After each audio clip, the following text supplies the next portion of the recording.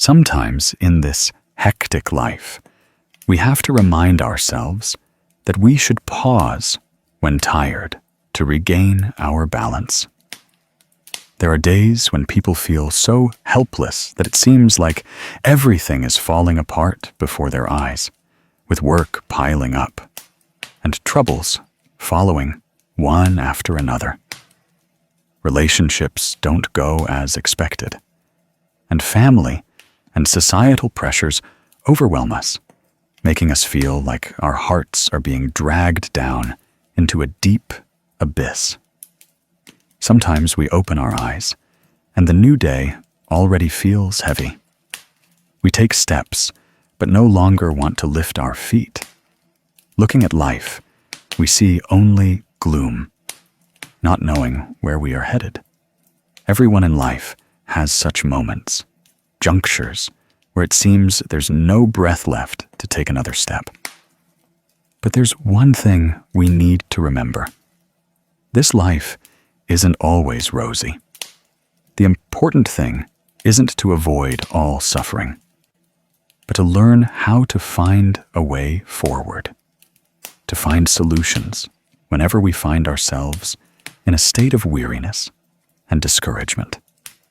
Life isn't a dream. Many things don't go our way. If we keep clinging to disappointment, clinging to things that are beyond our endurance, it will only make our shoulders heavier. Many times, when the mind is too tired, try to turn around and look at things differently for a moment. Try to see things from another perspective. Perhaps what hurts us isn't that big. It's just our minds exaggerating the suffering. Try to smile faintly and look at life. At that moment, we will feel a little more at peace. Tiredness cannot find those who know how to care for their minds.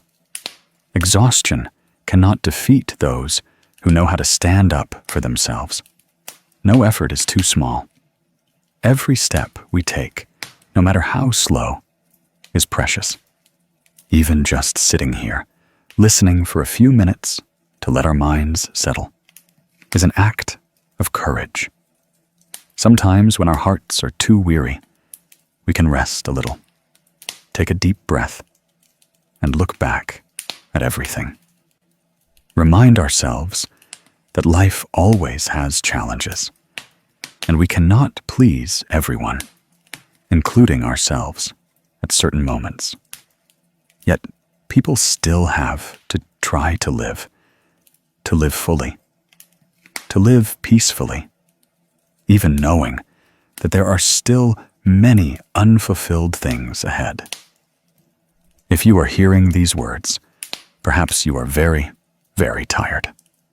And perhaps you are looking for a place to put down the burdens you've carried for too long. Human life doesn't actually need too many things to cling to. It just needs a place for the mind to breathe easily.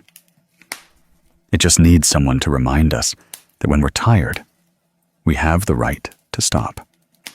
It just needs someone to tell us that we are not alone, because everyone has moments of instability. No one walks through this life without ever wanting to give up.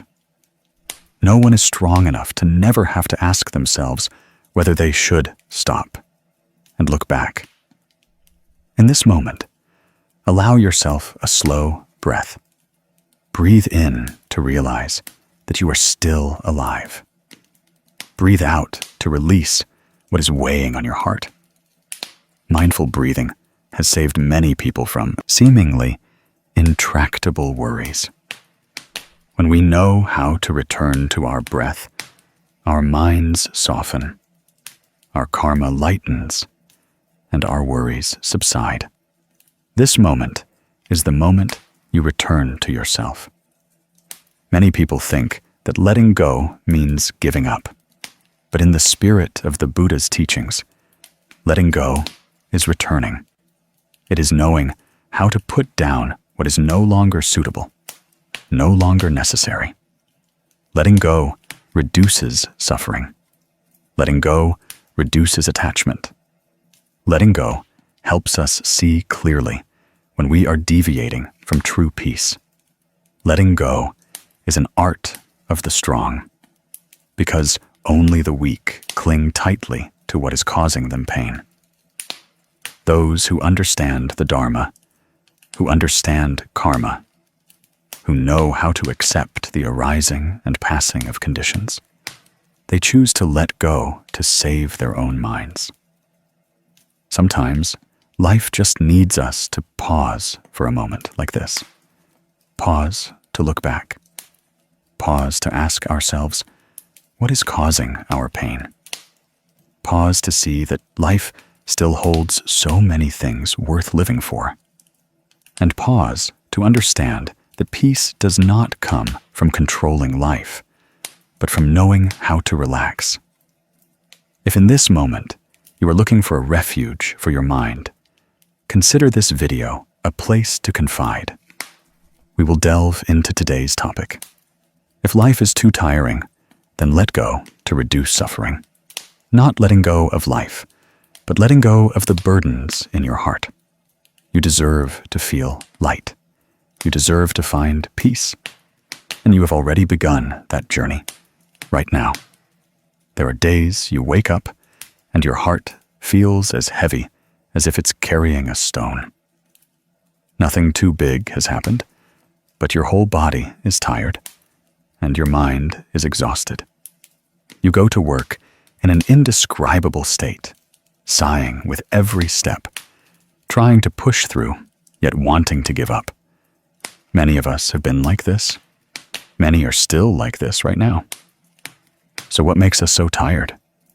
Is it too much work? Is it because life is too complicated? Or because people's hearts are too unpredictable? But if we look a little deeper, we'll realize that what makes us tired isn't just external things, but what's swirling within our minds. The human mind is like a room. If the room is already full of old boxes, unused items, things not cleaned for a long time, then even adding a small item will make the room feel cramped. Our minds are the same. When they are full of worries, full of desires, full of fears, even a small thing can make us collapse.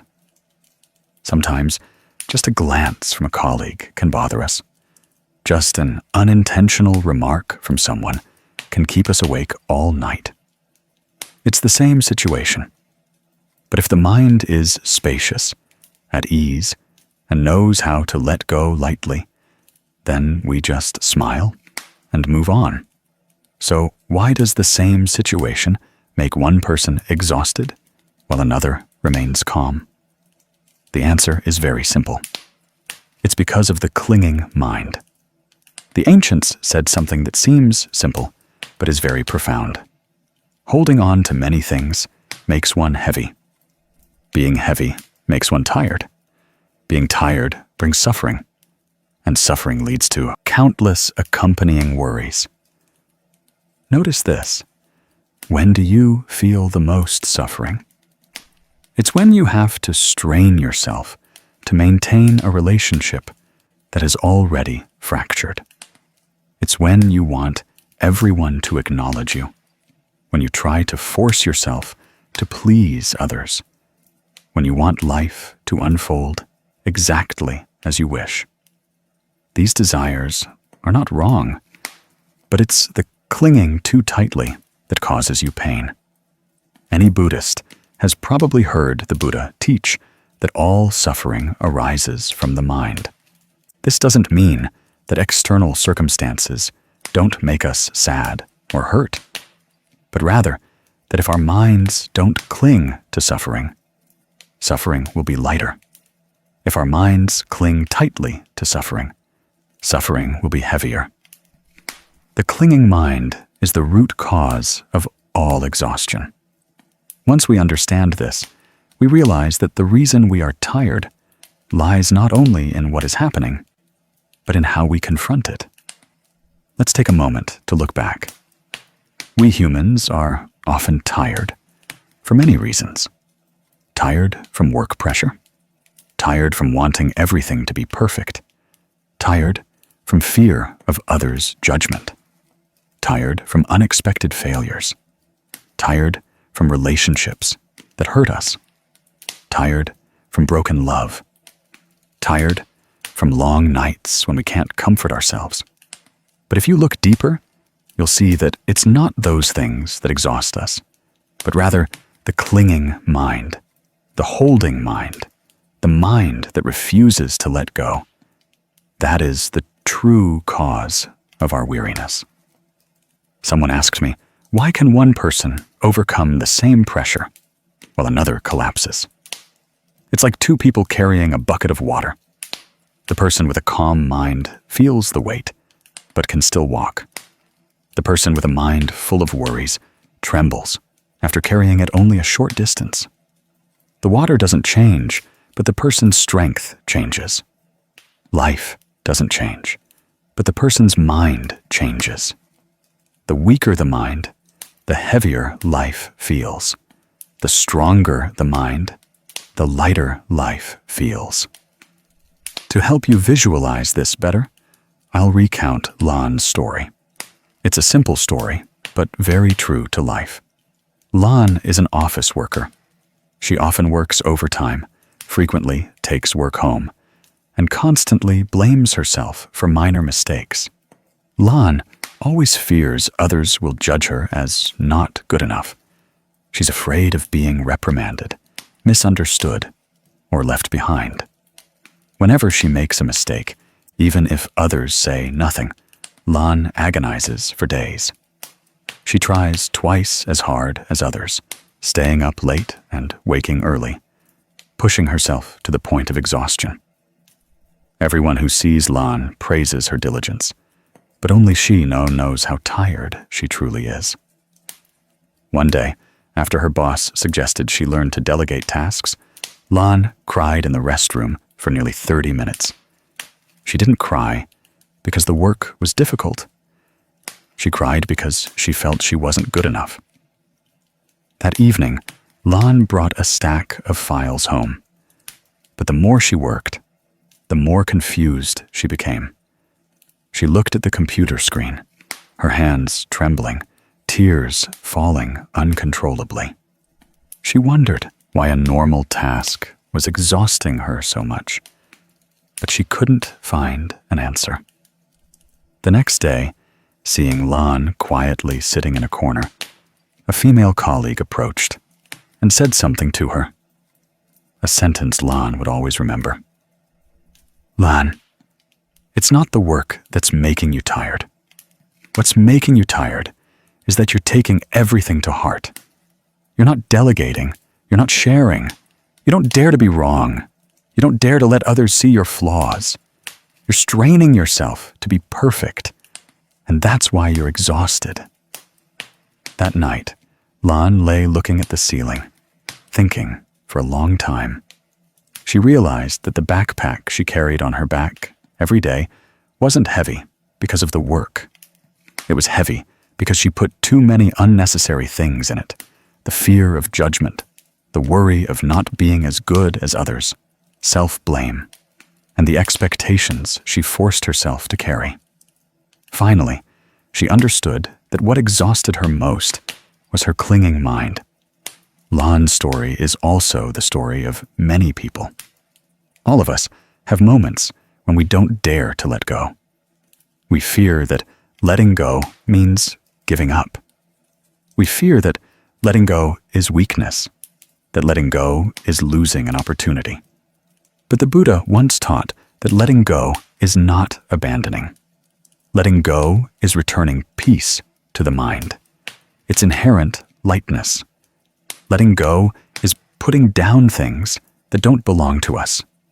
Letting go is learning to walk without carrying worries. Human karma is not just past karma. The biggest karma we create every day is how we react to life. When the mind clings, we create heavy karma. When the mind is light, karma naturally dissipates. When we endlessly dwell on hurtful words, we thicken our own karma. When we constantly expect others to follow our wishes, we create more bondage. When we constantly blame ourselves for not being good enough, we create our own suffering. Karma doesn't come from far away, but from every thought in our minds. Have you ever asked why you're so tired? Have you ever asked why, on the same long day, some people are happy and others are disheartened? Have you ever asked why you always feel life is so heavy?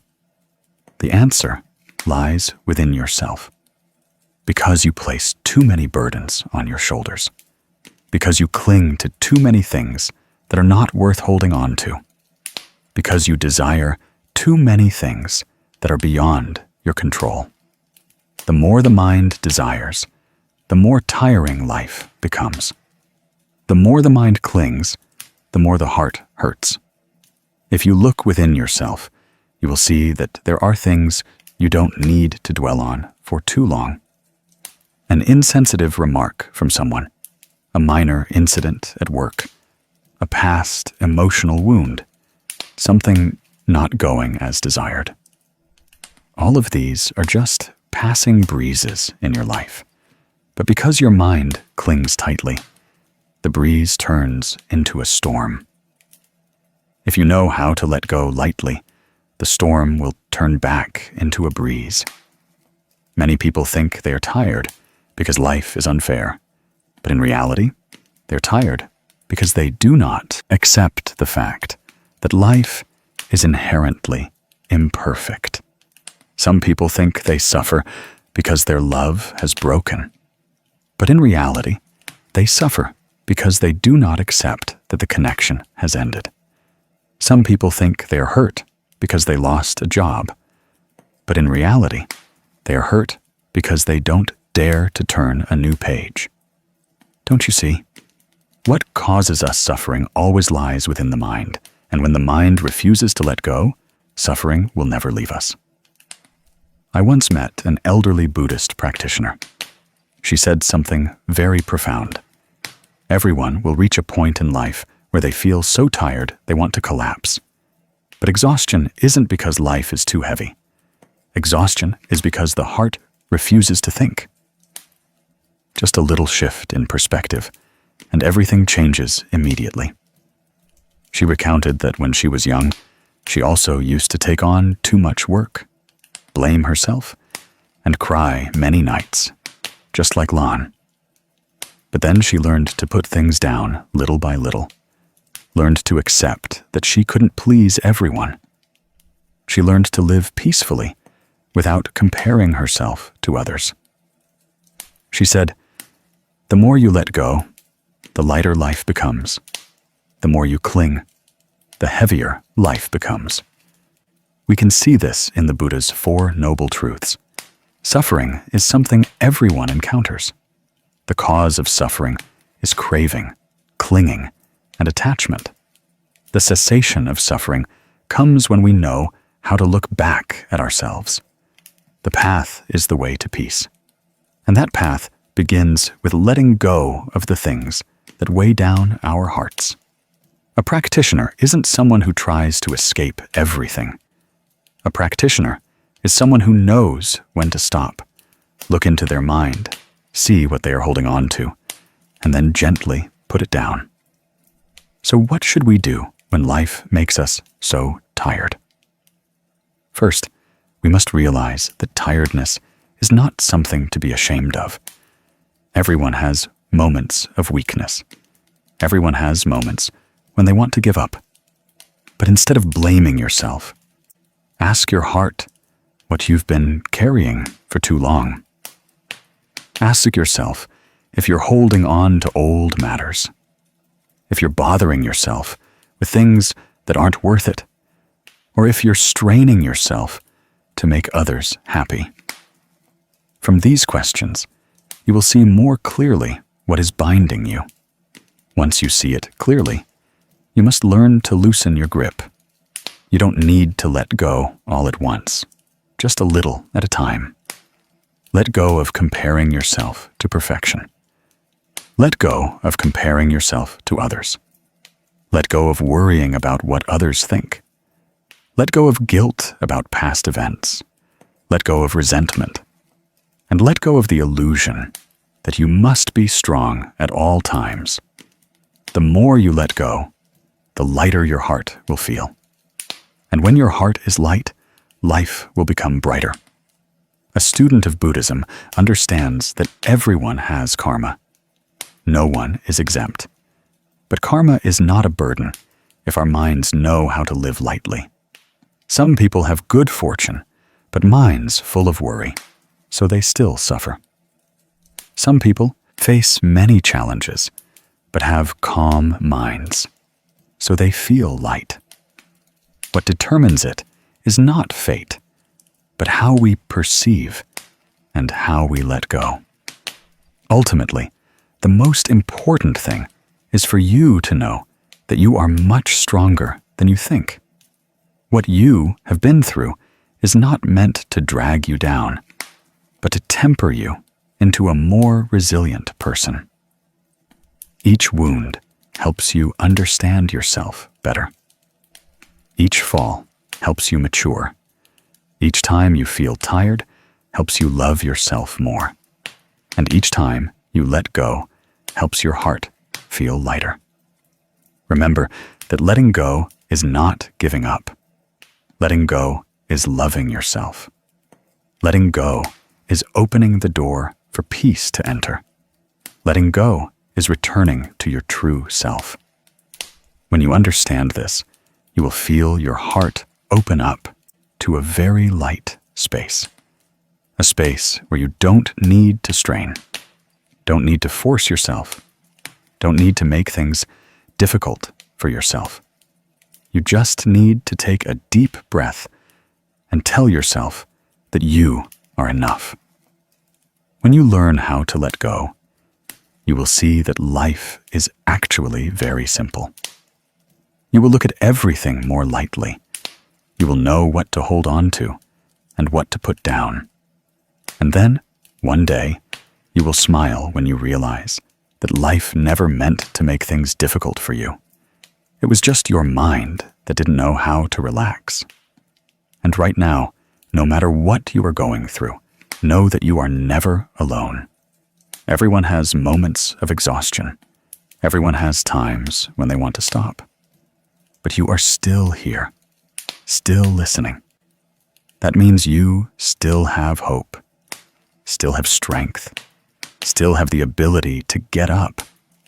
And I believe that as long as you start to let go little by little, you will find the peace you lost long ago. There are times in life when people don't understand why they are so exhausted. It's not because they are doing too much work or carrying too many responsibilities, but sometimes it's just because one day they suddenly feel empty and heavy at the same time. Waking up in the morning and seeing the whole world covered in a hazy fog, stepping out the door with no vitality, sitting down at the desk with a mind that feels stuck. These are signs of deep soul exhaustion, not just lack of sleep or overload. Everyone has had such moments. Moments when they want to breathe, but feel suppressed. Moments when they want to escape, but don't know where to run. Moments when they want to be strong, but their hearts are filled with tiny, unseen cracks. When they are that tired, people often try to push through because they think that if they stop, life will leave them behind. If they slow down, everything will slip away. If they rest, others will overtake them. And then they sacrifice their health, their peace of mind, even their clarity, just to chase after things that may not even belong to them. But the harder they try to run, the more depleted they become. The harder they try to hold on, the more they hurt. And the harder they try to overcome the fatigue, the deeper that fatigue becomes. Have you ever asked yourself why you have to try so hard? Why don't we give ourselves a minute to stop? Why don't we give our minds some space to breathe? Why don't we give ourselves a chance to recover? In the Buddha's teachings, there is a very important point. Physical tiredness can be cured with rest, but mental tiredness can only be cured by stopping. Stopping to look within ourselves. Stopping to see if the things we are holding on to are truly worth holding on to. Stopping to examine our minds to see how much greed, anger, and delusion are exhausting our lives. But stopping is not weakness. Stopping is not giving up. Stopping is knowing that we are exceeding our limits and need to return to nourish our minds. Stopping is wisdom. Stopping is courage. The person who knows when to stop is the one who understands their energy best. Many people think that life will judge them by how far they can run. But in the Dharma, the wise person is the one who knows when to move forward and when to stop. The person who knows when to stop will never collapse. That's why stopping is an art of self-understanding, an art of observing the mind, an art of letting go of things that are causing exhaustion, an art of breathing. Whoever knows how to return to their breath knows how to return to themselves. Whoever knows how to return to themselves will know how to heal their own weariness. Someone asked why people have to stop when life is too tiring. Will stopping make us inferior? Will stopping make us fall behind? Is stopping becoming small and weak? But the truth is quite the opposite. The person who doesn't know how to stop is the weak one, because they are afraid to face their own minds. They are afraid to look at the things they are avoiding. They are afraid to see the hurt in their hearts. But stopping is precisely the moment to confront. Stopping to see clearly. Stopping to know where you are. Stopping to look back at the journey. Stopping to see how many unnecessary things you are carrying. Stopping to understand that the more you run with a mind full of worries, the more tired you become.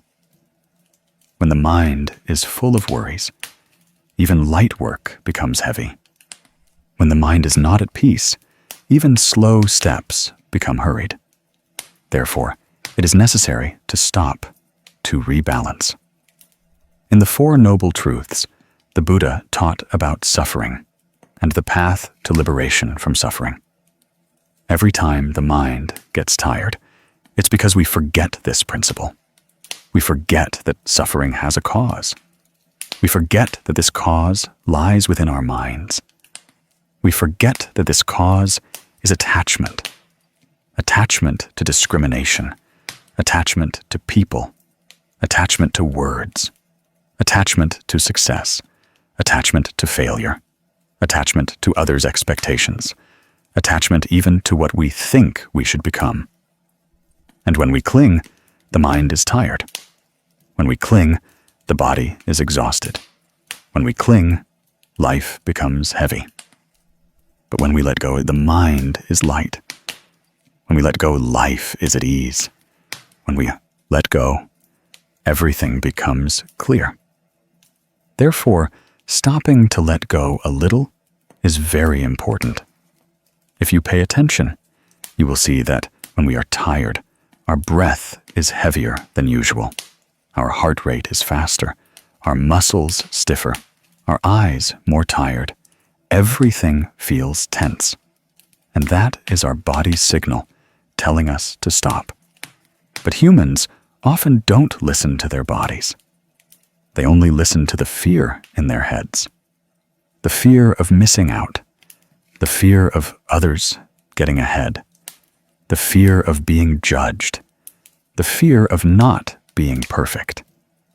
But by chasing after those fears, we lose ourselves. If a cup is already full of water and we keep pouring, it will only overflow. It's not because the cup is small, but because we don't know when to stop pouring. Our minds are like that cup. If they are already full of pressure, full of worries, full of fears, and we still try to cram more worries into them, the mind cannot bear it. Tiredness is inevitable. There's a short story about a driver named Min. Min drove for a ride-hailing app every day from early morning until late at night. He had a large loan to pay for his family and living expenses, so he told himself he had to drive a lot to pay off the debt quickly.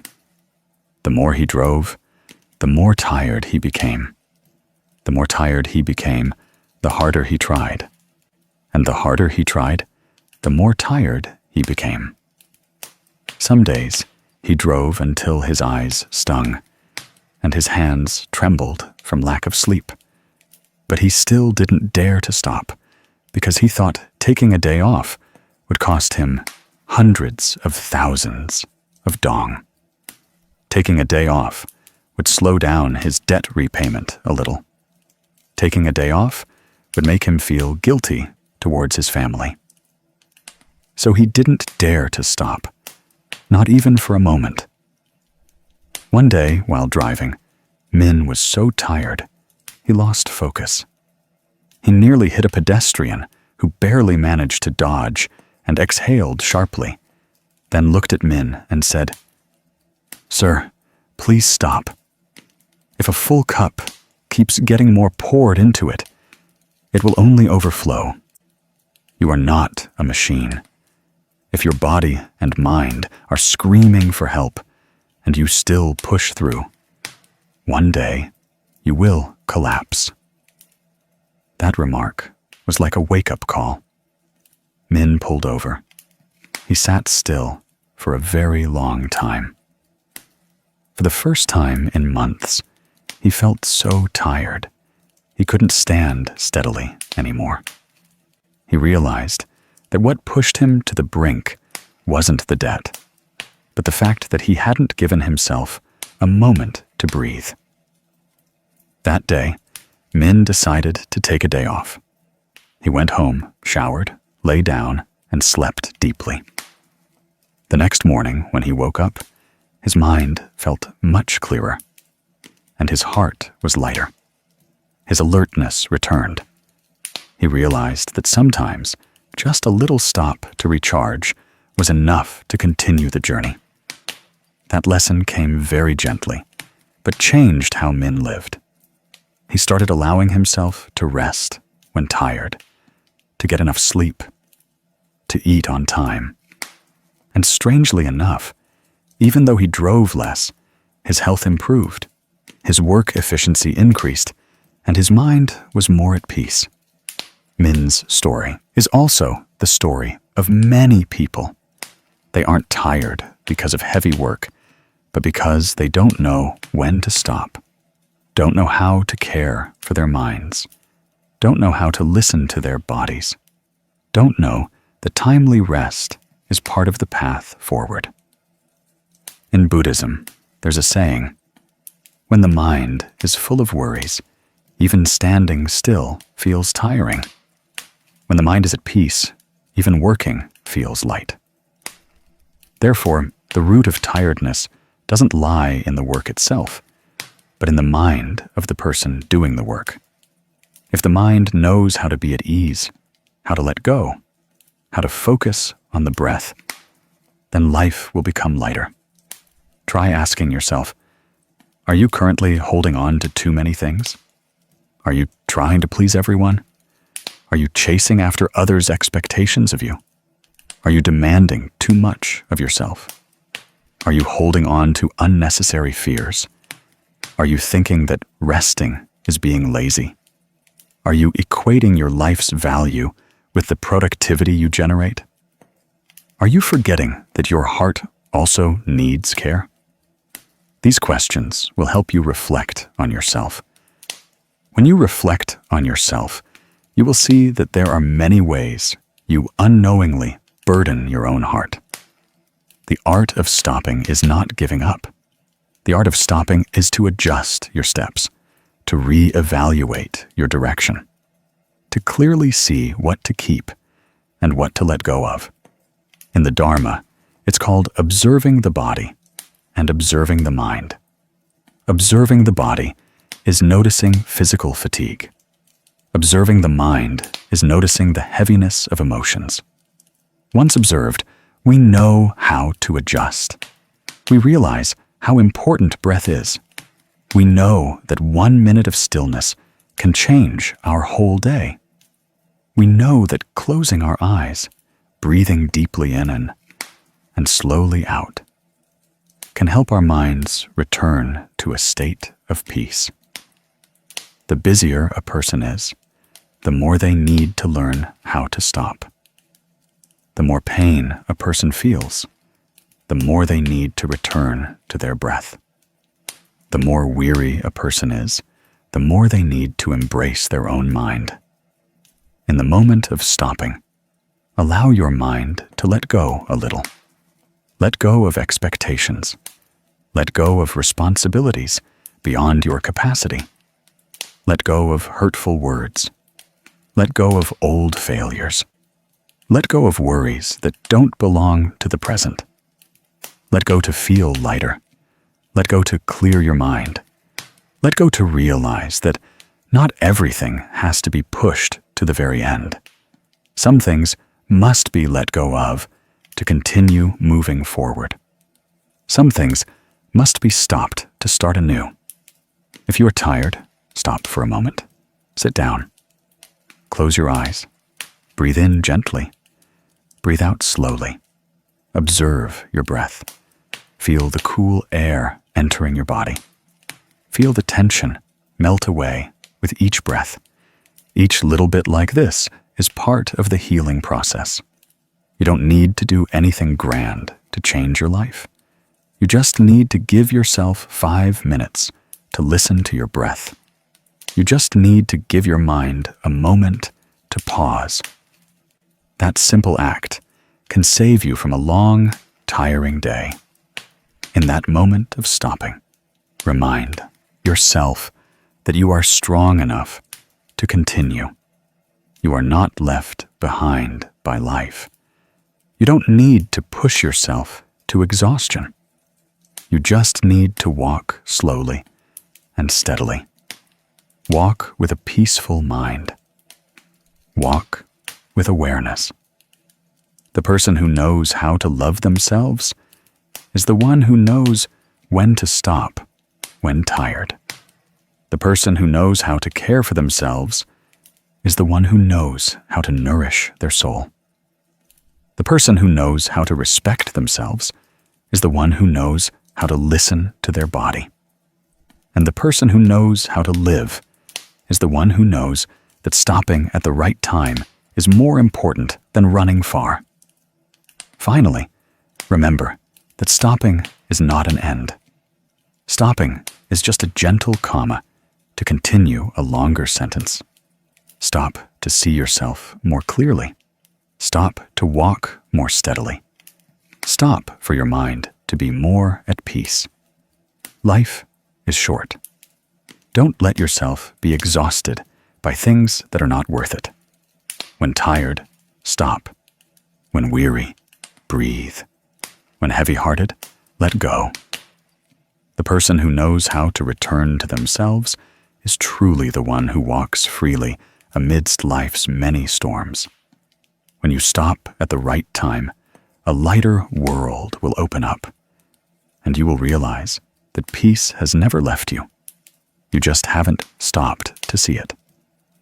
Once we understand that most of our weariness comes from clinging in our hearts, the next step is naturally to learn to look at life with different eyes. Because only by changing our perspective can we truly open a new door in our minds.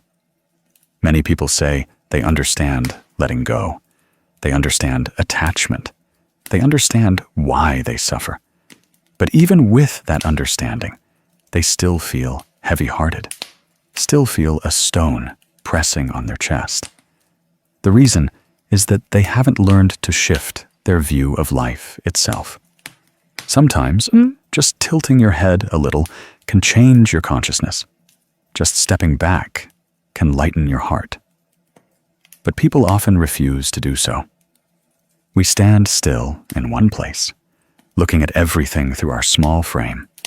Then we conclude that life is too dark, too cramped, too suffocating. We forget that sometimes there is light ahead. We just don't turn our heads to see. We forget that the sky can be very vast. We just use our own sadness to obscure it. Life has never been entirely a dream, but it's not as dark as we think. It has rainy days, but also sunny mornings. It has chokes, but also moments of tenderness.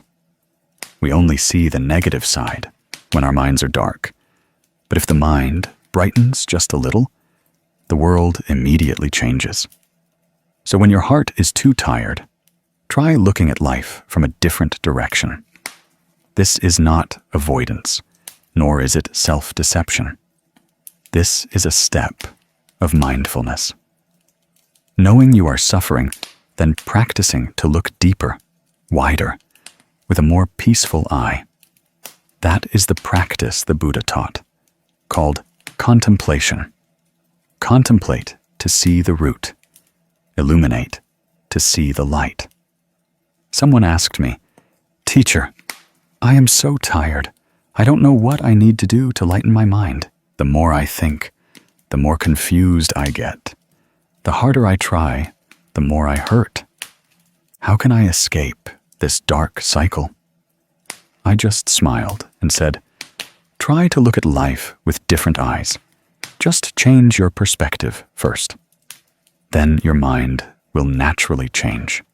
Most people suffer from a very common thing. We exaggerate our problems. A small matter turns into 100 fears in our minds.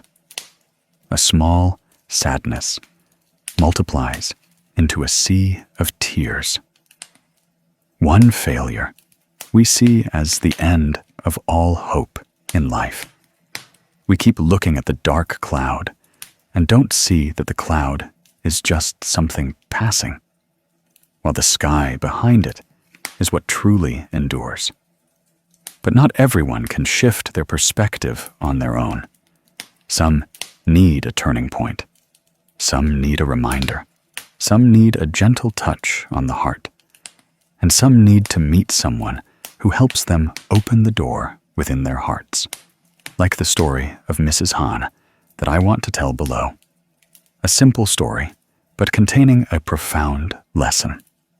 It reminds us that although life is not perfect, there is always something to be grateful for.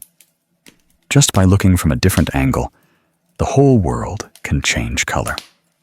Mrs. Han is 62 this year, an age when people usually want to relax, rest, spend time with grandchildren and home. But fate did not grant her that luck. She suffers from a chronic illness that requires frequent hospital visits. Lying in her hospital bed, looking at the sterile ceiling, she often sighed. So many tears had fallen because of the fatigue of her body, because of her worries about the future. Many nights she tossed and turned until morning, unable to sleep. She thought her life was truly unfair. People her age were healthy, carefree, going to temples, traveling, living happily with their children and grandchildren. But she lay here, facing endless pain every day. She felt life had lost its color. She thought that fate had left her behind. One morning, as the sun shone into her hospital room, she sat up, leaning against the bed frame. That weak light still did not make her happy. Her aching body made her not want to talk to anyone. But then, as if by habit, she looked out the window. The window overlooked a small courtyard of the hospital, where every morning a few patients would sit out in the sun. Today was the same, but there was one difference that made her stop and look for a long time. A little girl with one leg missing was sitting in a wheelchair. She was smiling very brightly, her face radiant like the sunshine. What surprised Mrs. Han was that the little girl didn't let others push her, but used her own tiny hands to control the wheelchair. Not only that, she also pushed another child, perhaps younger, who was also in a wheelchair due to a bone disease. The two children laughed and chatted with each other, as if there was no pain in their bodies at all. Both lacked something that many people consider important. One had lost a leg, the other was seriously ill and couldn't stand on her own, but they still smiled as if they had lost nothing. That scene made Mrs. Han silent. Something entered her heart, not pity, but an awakening. She asked herself, why are these children, who are in more pain than me, who have lost more than me, still smiling? And I, though ill, still have my legs, my arms, my children and grandchildren, yet I keep being sad like this. She felt ashamed of her own negativity. That moment was like a cool breeze blowing through her mind. It didn't take away the pain, but it brightened her mind. She whispered to herself, life is actually still beautiful. It's just that, for so long, I've only looked at what I've lost and forgotten to look at what I still have. She remembered what people often say, what you focus on grows. For so long she had focused on her illness, so her suffering grew larger and larger. She didn't focus on the good things, so they gradually diminished. Just one glance changed her whole day, and from that day on, when she woke up, she would look out the window. Even if the children weren't there that day, she still felt lighter. She remembered that out there were countless people suffering more than her, yet still living with hope. She started smiling more. She practiced being grateful that she could still breathe, could still see the sun, could still hear people's voices. She practiced looking at life from a different perspective, and naturally, the weariness in her heart greatly decreased. Mrs. Han's story teaches us a simple truth. Change your perspective, and life changes color. When we look at life with gloomy eyes, everything turns gray. When we look at life with bright eyes, even difficulties become lighter. Suffering is no longer sharp, but becomes a lesson.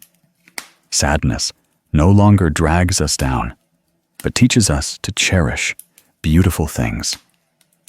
That is the gentle shift in the mind that anyone can make if they are willing to try. The Buddha taught that all suffering comes from ignorance, from clinging to a fixed perspective. We cling to the idea that life must go our way. We cling to the notion that we must have good fortune, be happy, be healthy. We cling to the expectation that we must be treated well, understood, and loved fully. And when life doesn't match what we think, we believe it's unfair. But that's only because we're looking from one side. A person who understands the Dharma is someone who knows how to shift their perspective back to the truth, not exaggerating, not distorting, not letting emotions control them.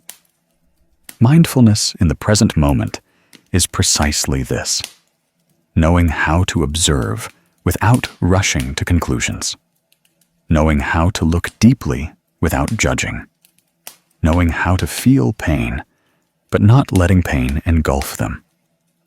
Mindfulness helps us look at life with peaceful eyes. In fact, most people suffer because they see things incorrectly, not because life is too bad. If we see incorrectly, we see only what is wrong.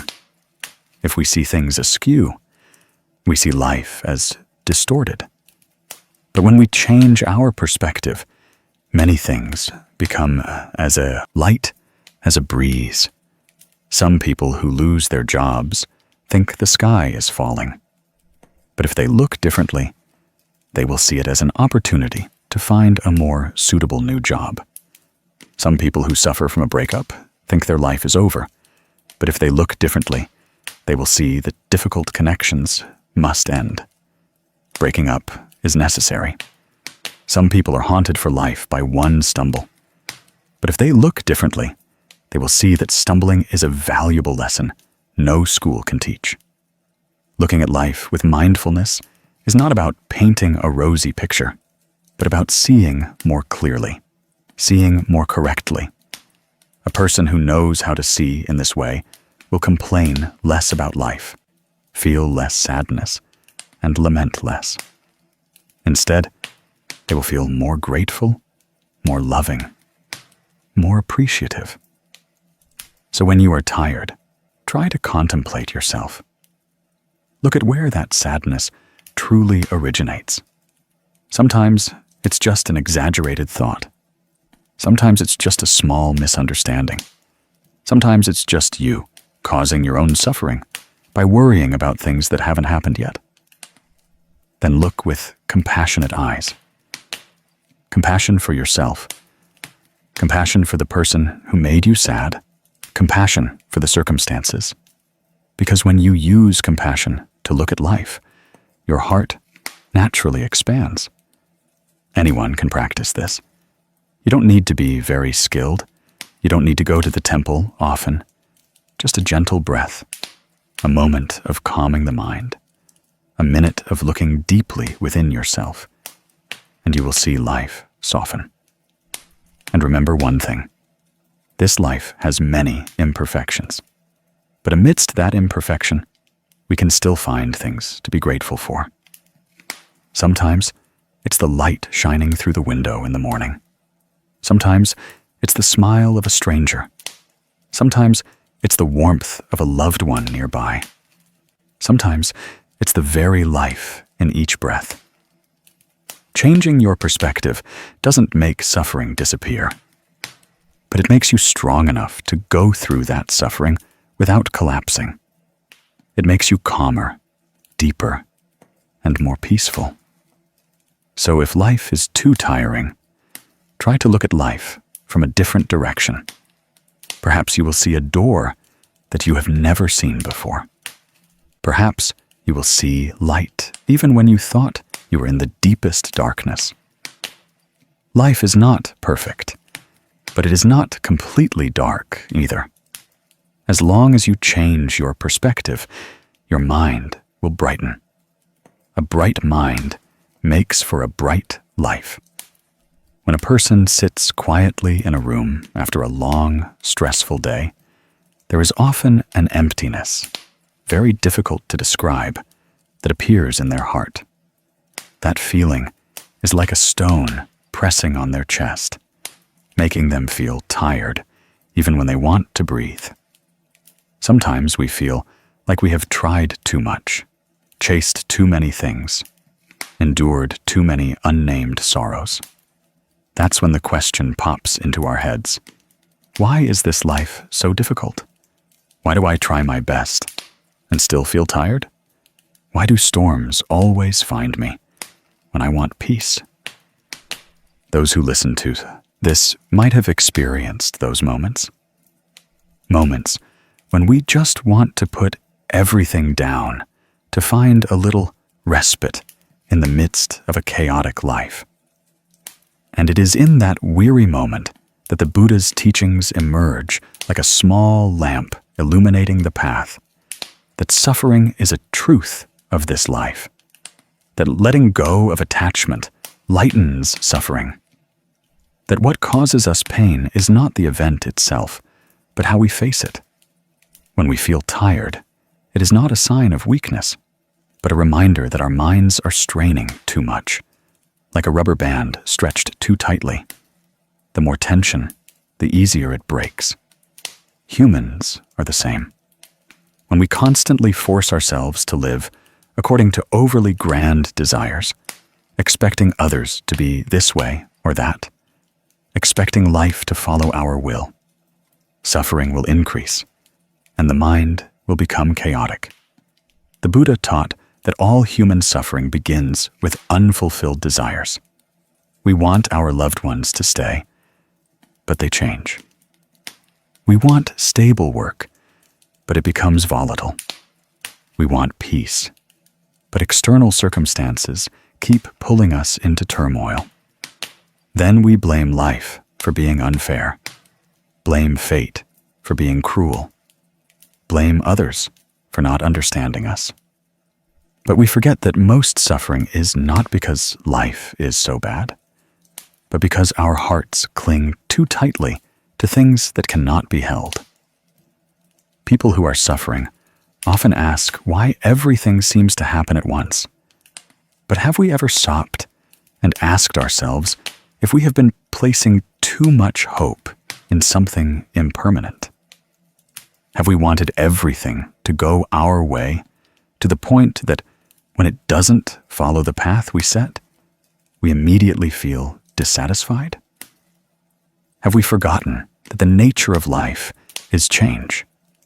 Everything comes and goes. All emotions also come and go.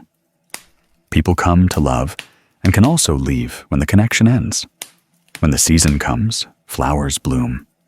And when the season goes, flowers wither. The human mind is also like this. Trying to hold on to a withered leaf only causes more pain when the wind blows strong. The Buddha called this suffering. Suffering here is not to scare anyone, but to make us look directly at the truth. No life is entirely as one wishes. No one can walk through life without encountering worries, disappointments, and unfulfilled desires. The Buddha spoke of the Four Noble Truths. Suffering is a truth. The cause of suffering is craving and clinging. The cessation of suffering occurs when we know how to let go of unnecessary desires. And the path leading to the cessation of suffering lies in an awakened mind, in how we adjust ourselves. This may sound simple, but in practice, it is extremely difficult.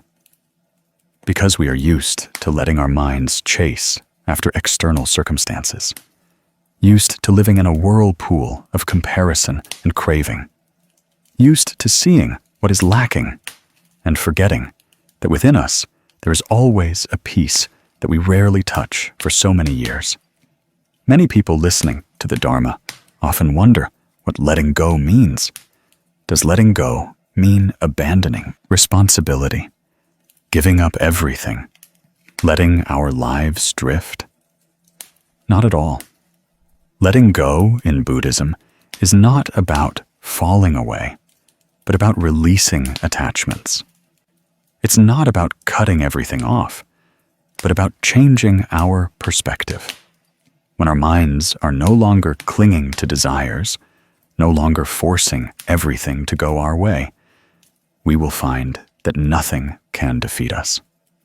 It's like holding a heavy object for too long. Our arms get tired, our shoulders hurt, our back aches. But as soon as we gently put it down, our bodies immediately feel lighter. Life is the same. Suffering is not in the event itself, but in how we hold on to it. One of the clearest examples of this is the story of Tuan, the owner of a small shop, whose story the Buddhist Dharma Efficacy Channel wants to tell you today.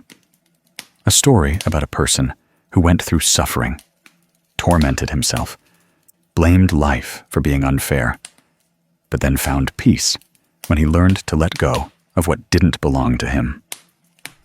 Tuan was a simple man. He lived in a small town with a dream of opening his own coffee shop. Nothing fancy, not noisy, just a small space where he could live his passion.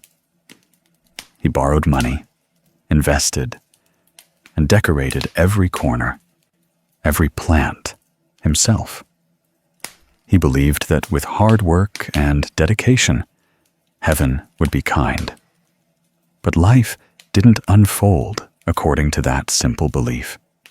The market fluctuated, customers gradually thinned out, and expenses increased every month. Tuan's sleepless nights outnumbered the days he could smile. He tried to hold on to hope, but the longer hope lingered, the greater the disappointment became. Tuan began to blame life. He said he was unfortunate. He wondered why others succeeded in business while he didn't. He thought about the growing debt, and his heart felt like it was on fire. Every time a customer came, he greeted them with a smile, but his heart was heavy. He wondered why everything had turned out this way. But the more he questioned, the more chaotic his mind became, and the more chaotic, the more he hurt. Thus, each day passed so heavily that he no longer realized how tired he had become. Then, one day, Tuan met an old friend who had spent many years practicing at a temple. The two sat and talked. After Tuan shared his story, his friend calmly looked at him and said something that almost brought Tuan to tears. "Suffering is everyone's test. You are in pain, not because life is difficult, but because you are demanding that life operate according to your desires. Let go of expectations and start over. No one is telling you to abandon your dreams. Just don't let expectations destroy your own peace." That statement was like a splash of cool water, but also a gentle hand supporting Tuan's troubled soul. He realized that all this time he had focused only on what he had lost, without seeing the lesson behind it. He realized that failure was not an end, but just a blank page to rewrite in a different way. When he changed his perspective, his mind slowly calmed down. He no longer complained, no longer thought he was unlucky. He understood that everyone has their own karma, their own causes and conditions. Some people succeed quickly because they had sown many good seeds before. Some people have to take a detour because their past karma was heavier. Not everyone is the same, and the most important thing is our attitude towards suffering. From that day, Tuan began to walk with a lighter heart. He closed his old shop, not because he gave up, but because he accepted that that phase was no longer suitable. He moved to a new job, simpler, with less pressure, and spent more time observing himself. He realized that his past failure had taught him many things. It taught him to appreciate what he had. It taught him that wanting too much only makes the mind more chaotic. So he understood that letting go is not defeat, but finding inner balance. Tuan's story is very similar to the stories of many of us. We often try our best in work, in relationships, in life. But when the results are not as expected, we blame ourselves, blame others, blame fate. We forget that suffering is an evident truth that the Buddha taught. Suffering is not an enemy. Suffering is a teacher. Suffering comes to remind us that it's time to look back at ourselves. Suffering comes to teach us that life does not operate according to our will. Suffering comes to help us grow and appreciate every moment of peace. When we understand the cause of suffering, we will no longer blame life. The Buddha taught that suffering arises from craving, from excessive desire, from clinging to the idea that everything must go our way. The more a person craves, the easier it is to be disappointed. The more a person clings to results, the more imbalanced they become. The more they demand others to make them happy, the easier they suffer. Conversely, when we let go of desires, when we live more simply, when we accept change as a part of life, suffering naturally decreases. Letting go here means letting go of the mind that wants to control everything. When we surrender a little to life, life gives us lightness in return. When we demand less perfection from others, according to our wishes, we see that they are just human beings trying to live just like us. When we look at everything through the lens of karma, we understand that every event happens for a reason.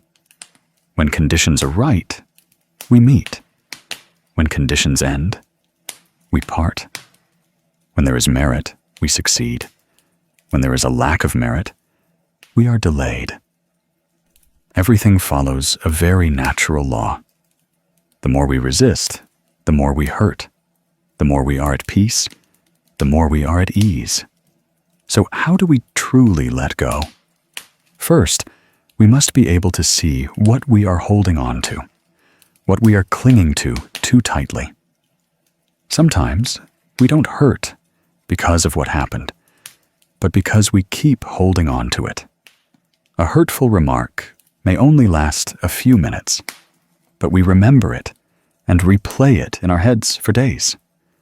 Someone makes us sad over a small matter, but we keep it in our hearts like a stone. A little bit accumulated each day, each month, until our hearts are full of stones. Then even a small thing can make us burst. If we were to put that stone down, our minds would immediately feel lighter. Letting go also means letting go of the ego.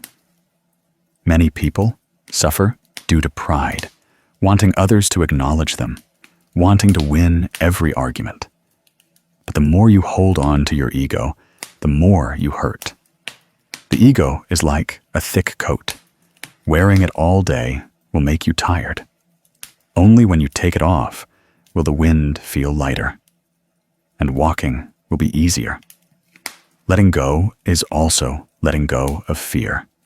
Fear of failure, fear of loss, fear of being judged. But in reality, these fears only exist in our heads. The Buddha taught that everything in life is impermanent. Impermanence means change. Impermanence means coming and going. When we know that this is a self-evident truth, we no longer fear so much. When the mind is calm, the scene is calm. Whether the scene is chaotic or still no longer matters when the mind is firm. When a person learns how to let go, they are no longer led by life. They stop, observe, and recognize their emotions. They understand that happiness is not about how much one has, but about whether their mind is light. Some rich people are always restless because they fear losing what they have. Some people have just enough to eat, but are incredibly peaceful because they no longer crave excessively. Peace does not come from outside, but from how we face life. In your most tired moments, remember that you still have the strength to stand up. You are not as weak as you think. You are just holding too much in your heart. When you let go a little, you will find that you can breathe easier. No suffering is meaningless. Every suffering that comes carries a lesson. A stumble helps us grow. A failure helps us reflect. A loss helps us appreciate. A betrayal helps us choose people wisely. Life does not want to make us suffer. Life only wants us to awaken. The Buddhist Dharma Efficacy Channel hopes you remember that letting go is not an easy feat overnight. But as long as you start by looking deeply into your mind, recognizing what you are clinging to too tightly, and telling yourself that you don't need to hold on to everything anymore, you will have taken a big step on the path to peace. A little each day, a little with each thought, each exhale is a release. Like this, you will find yourself more at peace. Suffering is a truth, but suffering is not destiny. Suffering is just a part of life for us to learn how to overcome. When you understand the cause of suffering, when you know how to let go of desires, when you change your perspective, you will see that life is still incredibly worth living, and you will find that you can be much gentler with yourself. There are long evenings when we return home after a tiring day, open the door, and before our eyes is a messy space. Clothes are strewn here, papers piled there, unwashed dishes in the sink. Sometimes we know we have to clean, but our minds are too tired, so we just leave everything there. Just looking at it makes our hearts sink.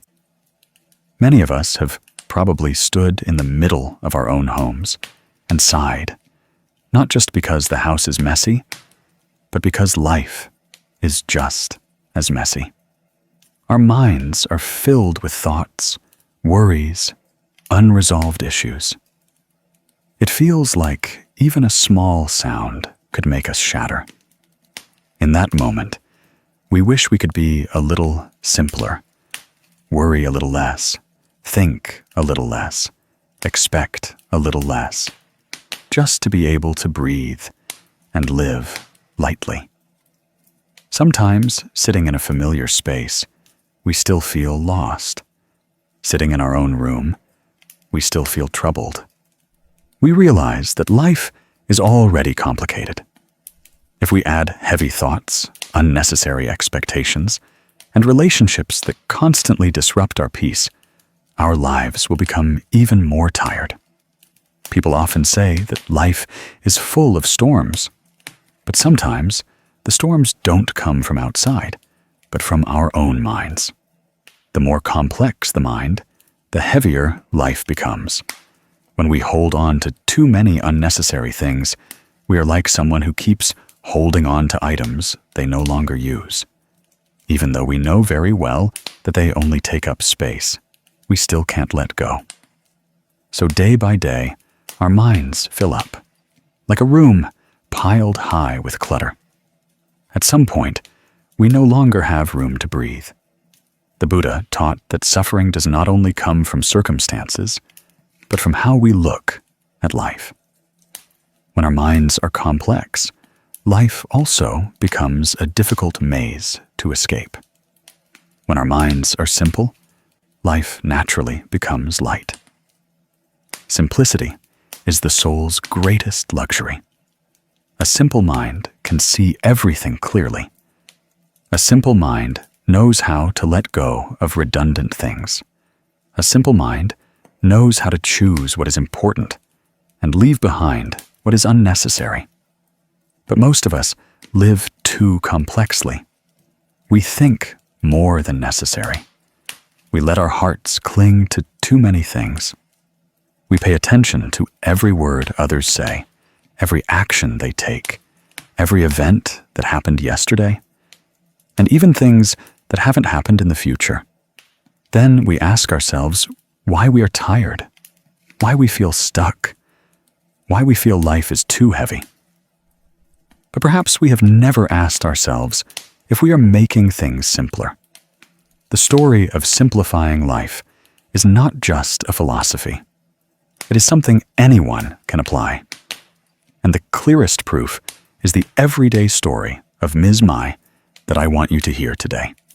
Mai is a single mother, raising a young child alone, working from morning till night to make ends meet. Hearing this, anyone would know it's not an easy life. But Mai's difficulties don't just lie in being a single mother. They also lie in how she lives amidst her own chaos. Mai's house was always messy, not because she was lazy, but because she no longer had enough energy to organize everything. Clothes piled up in heaps. Her child's belongings were scattered everywhere. Work documents were not in order. Whenever something stressful happened, Mai would say her head was like the pile of things in her room, tangled and chaotic, not knowing where to start cleaning. And because she couldn't clean it, her heart always felt heavy, as if a stone slab was pressing on it. Any mother loves her child, and because she loved her child, Mai strained herself to worry. But within that straining, part of it was due to her making things difficult for herself. Mai thought too much about things that hadn't happened, worried too much about the future, held on to too many negative emotions in her heart. Every time she looked at the messy pile of things, she felt her anxiety increase. But when she thought about cleaning, she felt so tired that she wanted to give up. And so, day after day, the messier the room became, the more chaotic her mind became. The more chaotic her mind became, the harder the room was to clean. It was like an inescapable loop. One evening, after an exhausting day, Mai looked around the room and felt a lump in her throat. Seeing her child sleeping amidst the clutter, her heart was filled with both love and sadness. She sat down and looked at the room for a long time. Then suddenly, a very clear thought appeared in her head. I can't continue living like this anymore. It wasn't because the house was messy, but because her mind wanted to feel lighter. And it seemed a small voice within whispered that when you reduce things on the outside, your heart also empties to breathe. She started cleaning, not rushing, not trying to finish everything at once. She just started with a small corner, a cabinet, a pile of clothes, a table. And as she cleaned, she felt herself breathing lighter. Just as each item was put back in its place, each jumbled thought in her mind was gradually organized. The tidier the room became, the clearer her mind became. And when she looked back at her achievements at the end of the day, Mai realized something very strange. It turned out that the chaos in the room accurately reflected the chaos in her life. When the room was messy, her mind was also messy.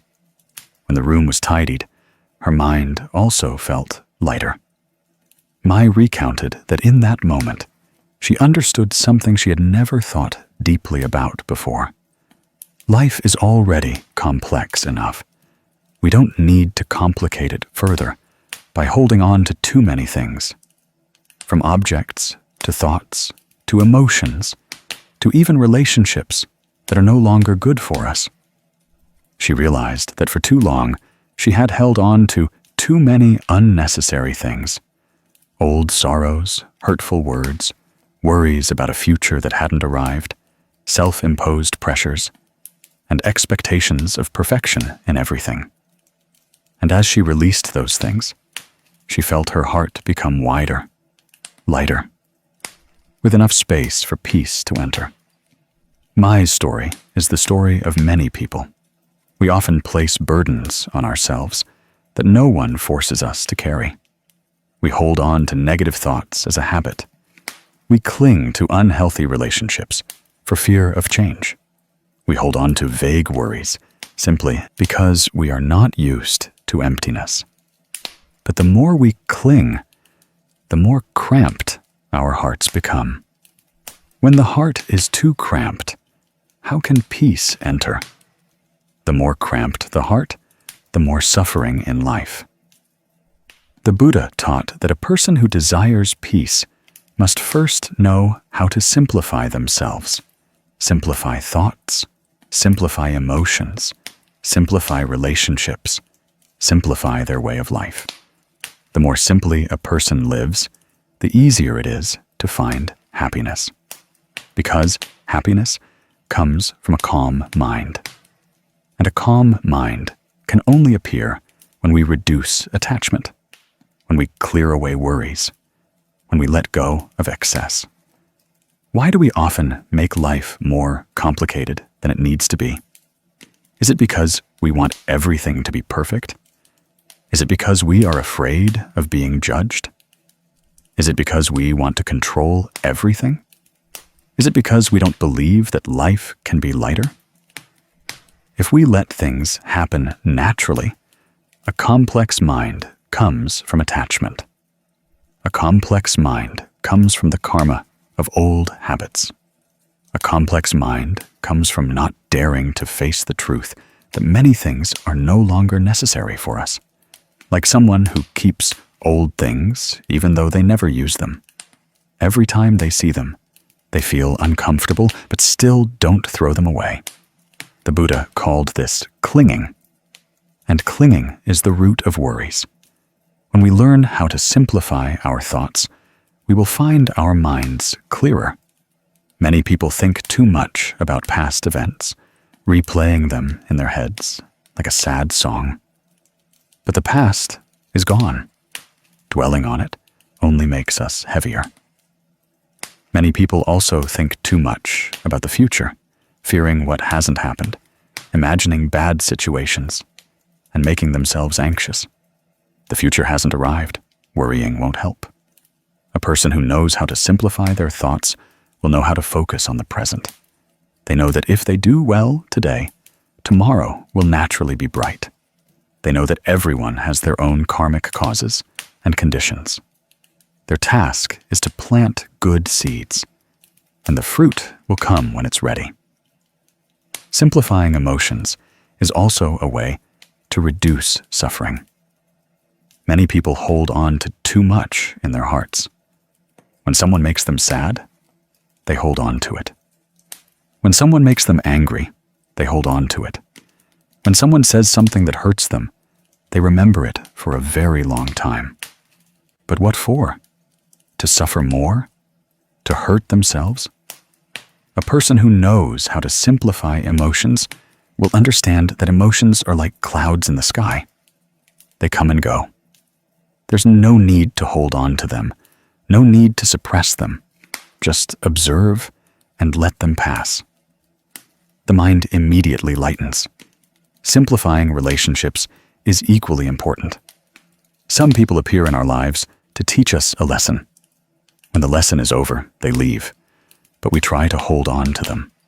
Some relationships make us tired because we have to strain ourselves, pretend, and constantly try to make others happy. Some relationships are no longer healthy, but we still hold on to them for fear of loneliness. Holding on only makes our minds more confused. When we know how to choose people who truly bring us peace, we will find life much lighter. The Buddha taught that good karmic connections should be kept. But when a connection is no longer suitable, let go. Letting go is not cutting off, but returning everything to its proper place. Those who belong to us will stay. Those who don't will naturally leave. Simplicity is not scarcity, but sufficiency. Simplicity is not neglect, but selection. Simplicity is not living superficially, but living consciously. A person who lives simply is someone who clearly knows what is truly necessary for their life. They do not let their hearts be pulled by frivolous things. They do not let small things disturb their minds. They do not let useless things take the place of peace. When we start to simplify, life will change miraculously. We find ourselves less tired, less stressed, less anxious. We have more space in our hearts to breathe. We see things more clearly. We face life with calmness. We don't overreact, don't overinterpret, don't cause ourselves suffering. And then we realize that simplicity is the foundation of of peace. Without a simple mind, there is no light life. Ultimately, what the Buddhist Dharma Efficacy Channel wants to tell you is very clear. Life is already complicated enough. You don't need to complicate it further. You don't need to carry too many things. You don't need to overthink. You don't need to hold on to things that cause you suffering. You are stronger than you think. You deserve to live a lighter life. And you can absolutely start with a small change today. A cleaned room, a thought let go, an emotion released, a relationship put back in its proper place. When you reduce things on the outside, your heart will be emptier to breathe. And when your heart has room to breathe, peace will find its way in. There are days when you wake up and feel like the whole world is turning its back on you. A project just failed. An opportunity that seemed certain has vanished. A door slammed shut right before your eyes. And you stand there bewildered, not understanding why everything is falling apart so quickly. People say failure is just a normal part of life. But when you yourself experience that feeling, it's not light at all. It's as heavy as if someone has placed a stone on your chest. You breathe out tiredly, breathe in sadly. In that moment, you don't know how you can go on. Perhaps you've been like that, and perhaps you are like that now. And that's also why you seek the Buddha's teachings, hoping to hear a word that can lift you up. Failure is something no one wants to encounter, but in a strange way, it always arrives when we are weakest. Have you ever asked yourself why life is so ironic? Why do you try so hard, but still don't achieve what you desire? Why do others succeed with just a little effort, while you stumble with every step? Is life really that unfair? And the most important question is, why am I in this situation? People are often not bewildered by failure, but bewildered by not understanding its cause. When they don't understand, they doubt themselves. When they doubt, they collapse. When they collapse, they lose the spirit to move forward. Therefore, understanding failure is the first step to overcoming it. In Buddhist doctrine, nothing happens purely by chance.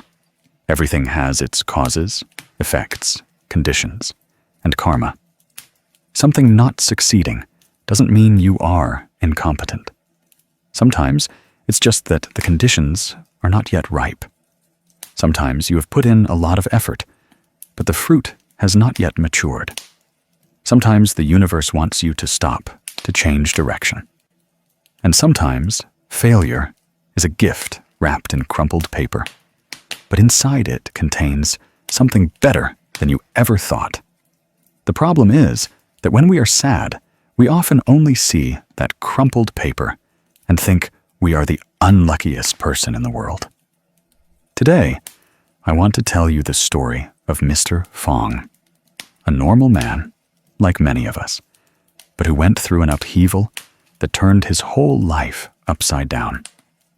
He was a software engineer with a good job, stable income, and a seemingly peaceful life.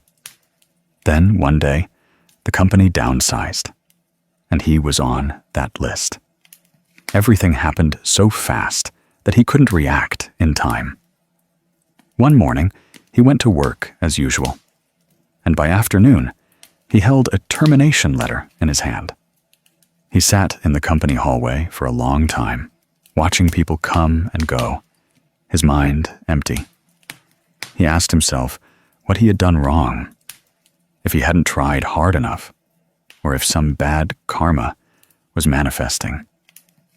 It wasn't that he feared unemployment, but that he had lost his direction. A job he had been with for many years had made him accustomed to the old routine. Suddenly, being separated from it, he felt like he had lost a part of his identity. 3 months after that day, his life felt like it was at a standstill. Every day he sent out applications, but received no replies. The longer he waited, the more impatient he became. The more impatient, the more he blamed himself. The feeling of failure clung to his mind like dust. He couldn't find a new job because his mind was imprisoned by the feeling of defeat. He entered a temple on a rainy afternoon, not to ask for anything, but just to find a place to lighten his burden. He sat under the temple eaves and met a monk sweeping leaves. The monk looked at him and gently asked, "Are you sad, son?" He didn't answer, but his eyes said it all. The monk put down his broom, smiled, and said, "There is no failure, only conditions that are not yet ripe. If the conditions are not ripe, the fruit cannot fall. The fruit doesn't fall because the tree isn't nourishing it, but because it needs more time to be sweet enough." The simple statement stunned Mr. Fong. For the first time in months, he felt understood.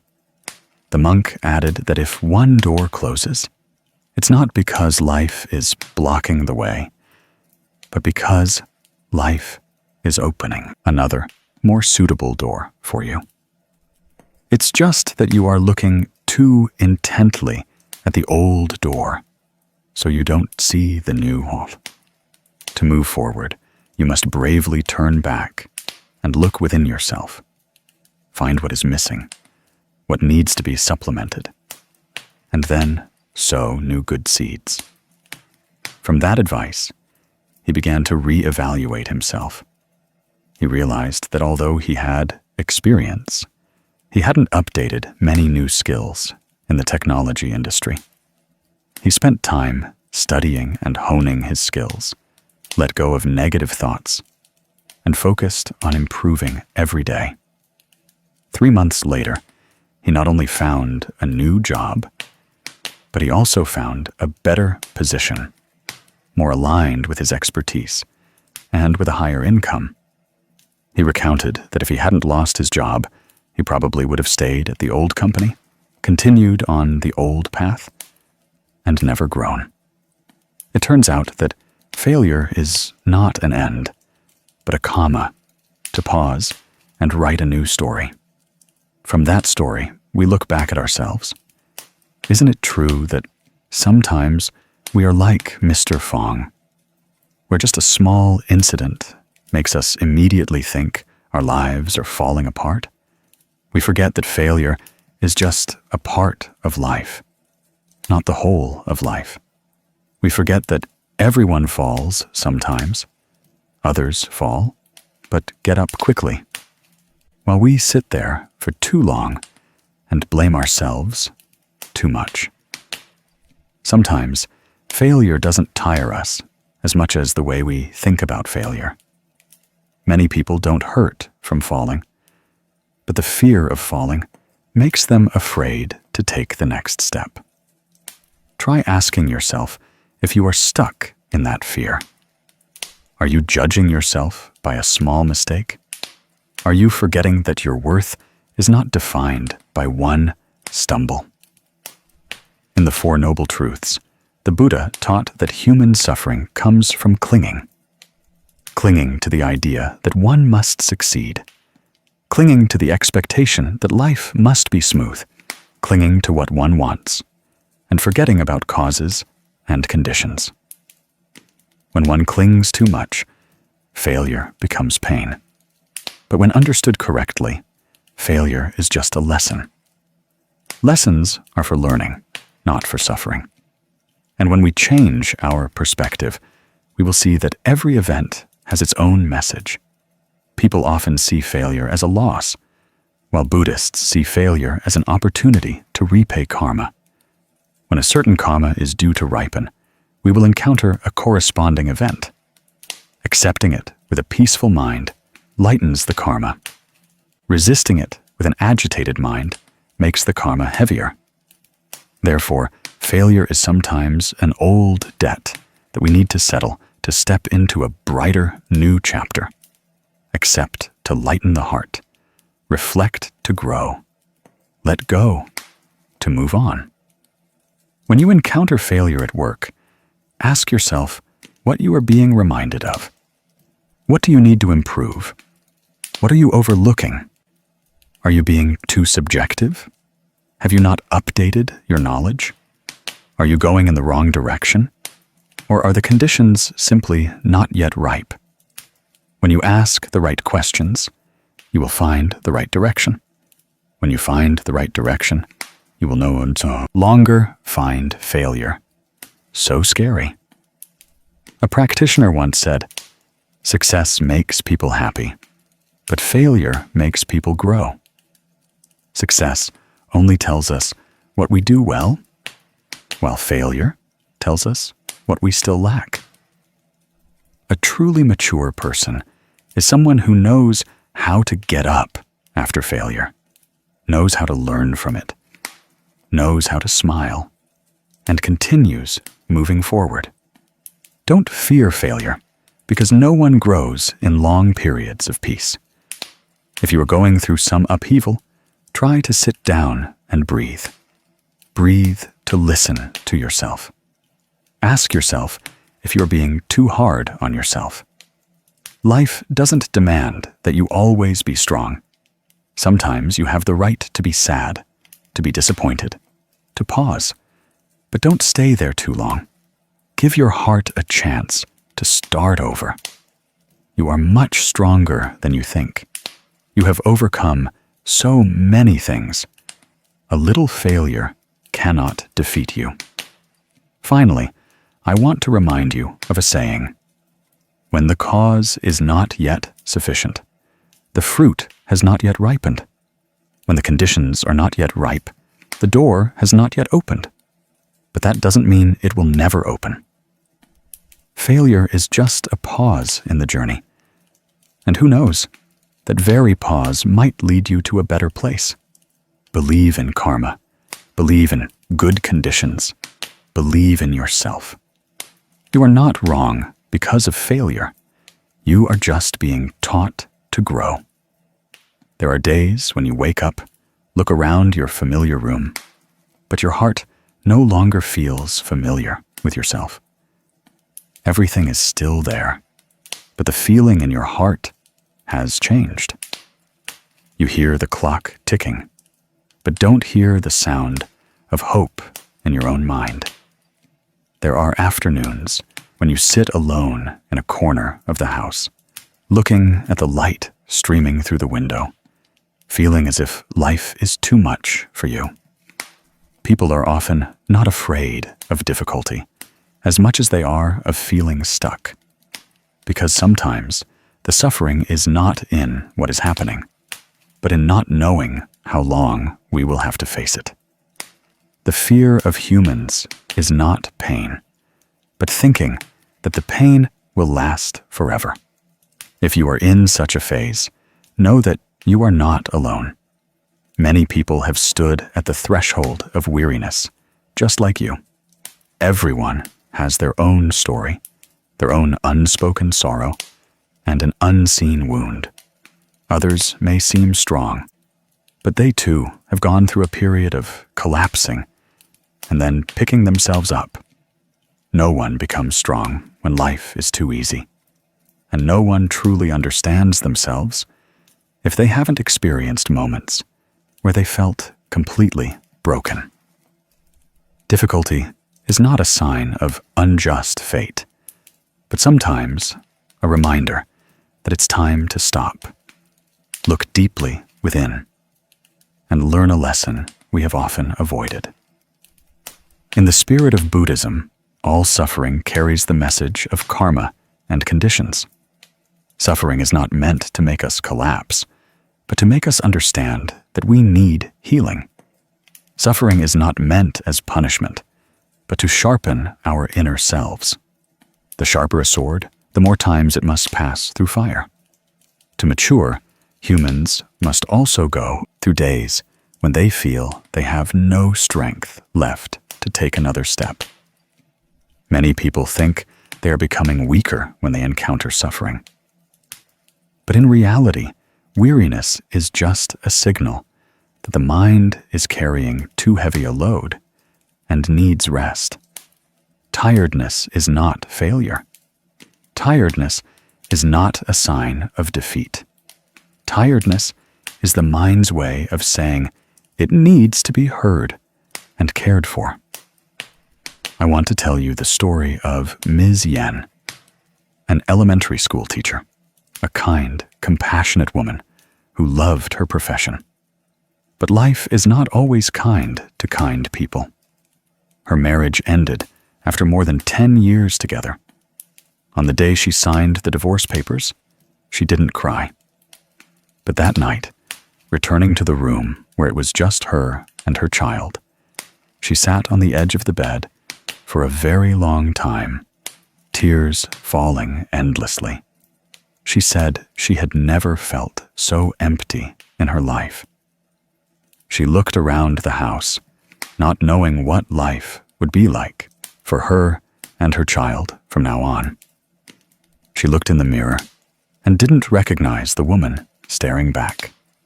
She wondered where she had gone wrong, what she had lacked, and why her marriage had ended when she had tried her best. In the first days after the divorce, she lived like a shadow. At school, she tried to appear normal, but just hearing a student call out "Mom" made her heart tremble. At home, she could only look at her child and blame herself for being useless. Many times, she thought she wasn't strong enough to continue.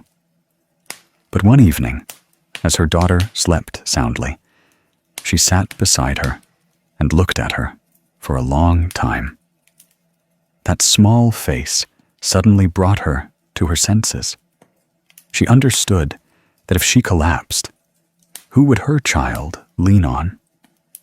She understood that love is sometimes stronger than pain. The child's eyes made her decide to get up, even though she didn't know what the road ahead would hold. After that day, she joined a meditation class near her home. At first, she just sat there mechanically. But gradually, she realized that meditation wasn't about forgetting pain, but about looking at pain with a different mind. The monk taught her that a broken marriage wasn't an end. It was just a part of the karmic connection between two people that had reached its completion. When the connection ends, even if you try to hold on, you can't. When karma is due, even if you try to avoid it, you can't escape it. She understood that instead of blaming herself or her ex-husband, she should learn to accept. Accept to let go. Accept not to resent. Accept to start anew without carrying unhealed wounds. Ms. Yen recounted that at first it was very difficult. So difficult that every time she sat down to meditate, tears fell without reason. But then, little by little, her breath became lighter. Her mind became calmer. The pain didn't disappear, but became more bearable because she stopped fighting it. A year later, she looked back at herself and saw that the woman she once was no longer existed. It was still her, but a stronger, clearer, and more self-loving version of herself. Many years later, when recounting the old story, she said that it was that very breakdown that helped her understand herself better and gave her the opportunity to be reborn into a more beautiful version of herself. If she hadn't suffered then, she wouldn't be strong today. If she hadn't collapsed then, she wouldn't be stable today. Ms. Yen's story is like many other lives out there. Everyone goes through a period they think they can't overcome. For some, it's marriage. For some, it's work. For some, it's the loss of a loved one. For some, it's betrayal. For some, it's persistent loneliness. But no matter what the pain, have you ever noticed that after going through it, you become stronger? Life can knock you down, but you are the one who decides whether to get back up. Breakdown doesn't make you worse. Breakdown only makes you understand yourself deeper. Breakdown helps you know what's important. Breakdown helps you realize who truly needs to stay in your life. In Buddhist doctrine, every difficulty has its reason. Suffering arises from karma and conditions, but suffering is also the path to enlightenment. One who has never suffered has an incomplete heart. One who has never lost has not learned to cherish. One who has never been in pain has not understood how to heal. We go through life with all kinds of emotions: joy, sadness, stumbles, success. No one lives a single color. Difficulties are tests that life gives us to know what we have learned after each stage. If we see difficulties as enemies, we will fight them and become exhausted. But if we see difficulties as teachers, we will learn from them and grow. When experiencing sadness, people often make the mistake of trying to appear strong while being weak inside. Have you ever been like that? On the outside, you say, "I'm fine." But deep down, you have many sleepless nights. You smile at everyone, but your heart feels like it's weighed down by a stone. You are afraid that others will think you are weak, but being weak is not bad. Weakness is just a stage for the sail before a strong wind comes. Weakness is just a moment for the seed before it sprouts. Weakness so that you can become strong. No one needs to be strong all the time. Humans are born with the right to be hurt, but acceptance doesn't mean letting things drift. Acceptance means admitting that you are suffering, but not letting suffering lead you. Acceptance is to understand. Acceptance is to listen. Acceptance is not to run away from yourself. When we accept difficulties, we are not swept away by them, but stand firm in our own minds. Acceptance is also a way to reduce worries, because worries largely come from resisting what is happening. When we no longer resist, the mind will be less tired. If you are going through a difficult period, try asking your heart if you are being too hard on yourself. People tend to hurt themselves more than life hurts them. A remark from someone else only makes us sad for a moment, but the way we replay it in our heads hurts us for months. An event only happens for a day, but we carry it with us for years. That is because we have not accepted it. Once we accept, we will no longer carry it with us. It's like carrying a heavy bag. At first, it hurts our shoulders, but if we put it down, we will immediately feel lighter. Difficulties are like that bag. Whether to put it down or not is up to us.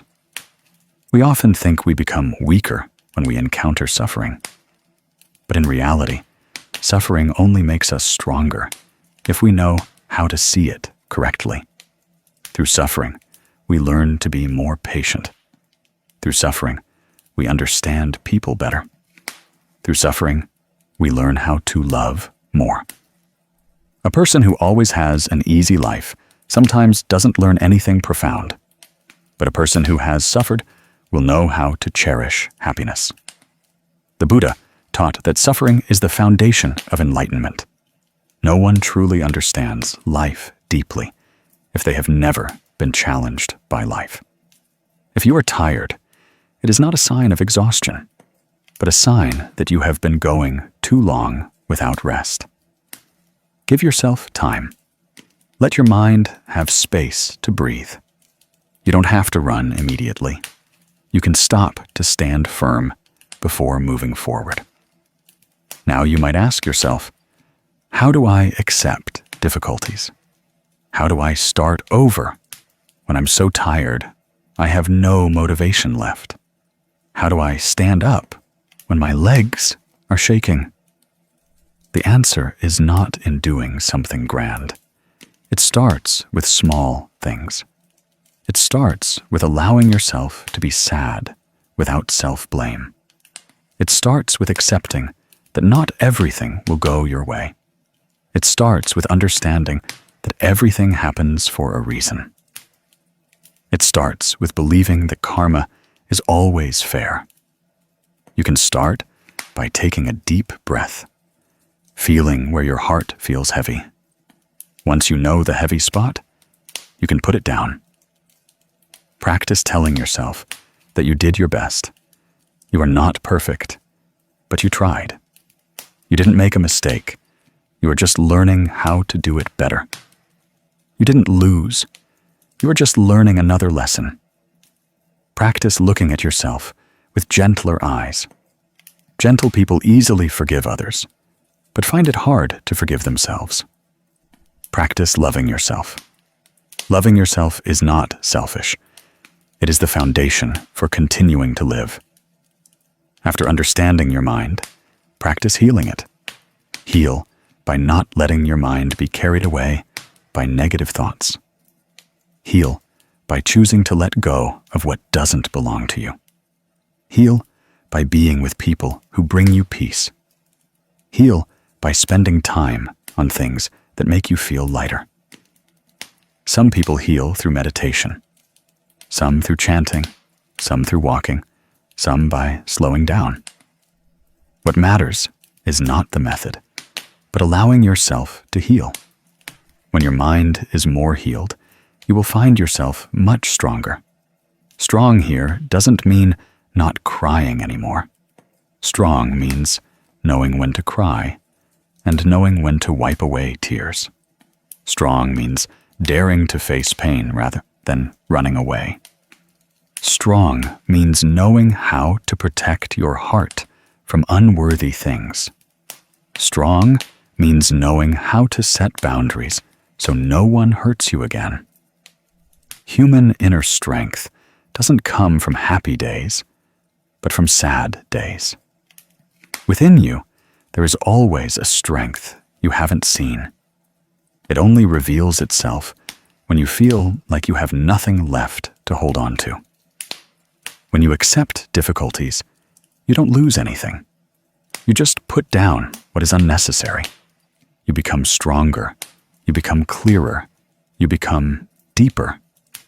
You look at life with calmer eyes, and you look at yourself with more appreciation.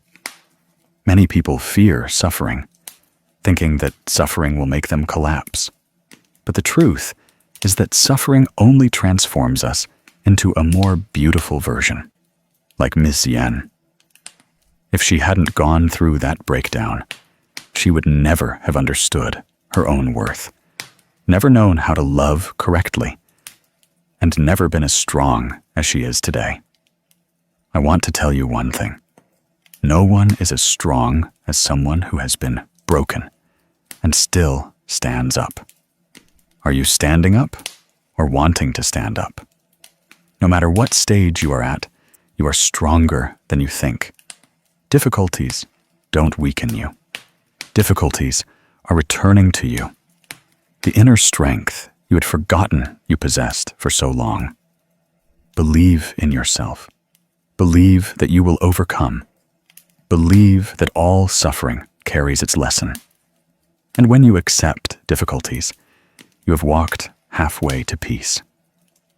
There are days when people keep running without understanding where they're going. Chasing after work, chasing after expectations, chasing after the feeling of having to become someone.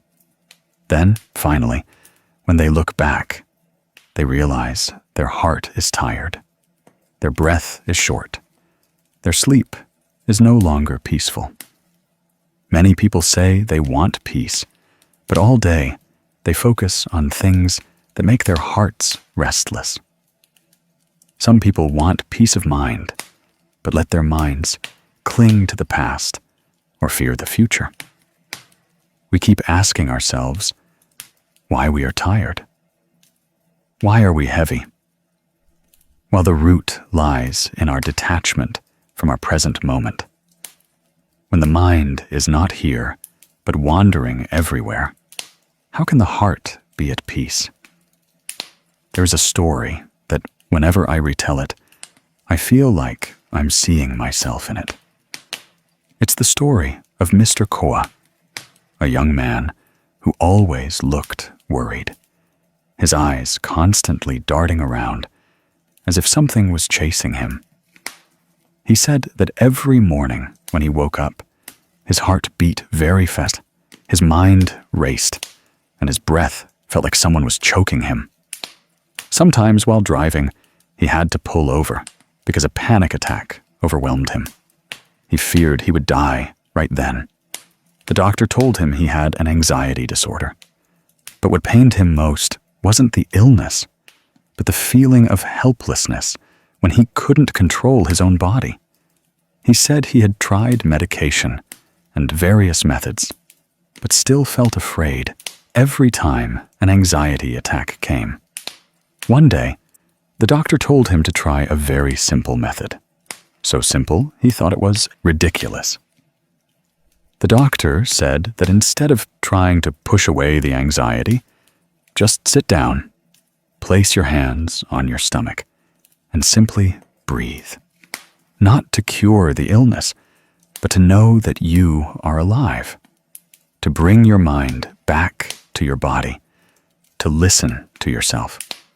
At first, he found it amusing, but when an anxiety attack became too strong one afternoon, he had no other choice but to try.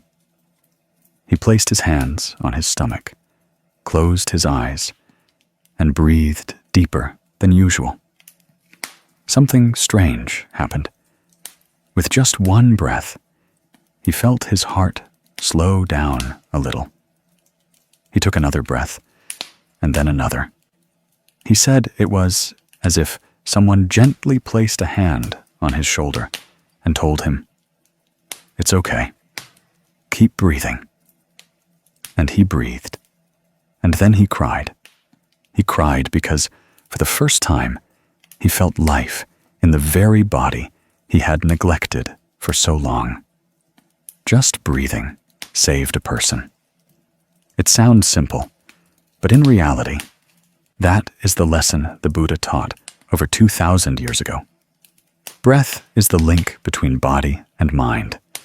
When the mind is scattered, just return to the breath, and we will feel ourselves come back. When the body suffers, just breathe a little slower, and the mind will find its footing. Mr. Hua, after a month of practicing mindful breathing, said something very profound. Just one deep breath can save your day. That statement sounds light, but it contains a great awakening. Because we often think that peace must be something grand, but it turns out peace only begins with a complete breath. Why do we so easily lose the present? Because humans have a habit of living by memories and expectations. We remember past events. We hurt from old things. We are angry because of words from the past. We regret lost opportunities. We look to the future, fearing failure tomorrow, fearing that life will change tomorrow. Thus, our minds are pulled backward and then forward, only not staying in this moment. Ultimately, we live our whole lives without truly living a single day. A person came to complain to the Buddha that he had too many worries. The Buddha asked if he was breathing. He said, yes. The Buddha asked if he knew he was breathing. He was silent. Breathing without knowing you are breathing. Living without knowing you are living. That is why the human heart is always restless. In Buddhist teachings, there is the practice of mindfulness of breathing, called anapanasati. It is not a complex technique, but simply returning to the breath, returning to see that the body is here, the mind is here. When the mind returns to the present, worries naturally dissipate. Because worries arise from the past or the future, only the present is real. Only the present is complete. Many people think that meditation means sitting still for a very long time. But meditation is much simpler. Meditation is when you are drinking water and know that you are drinking water. Meditation is when you are walking and know that your feet are touching the ground.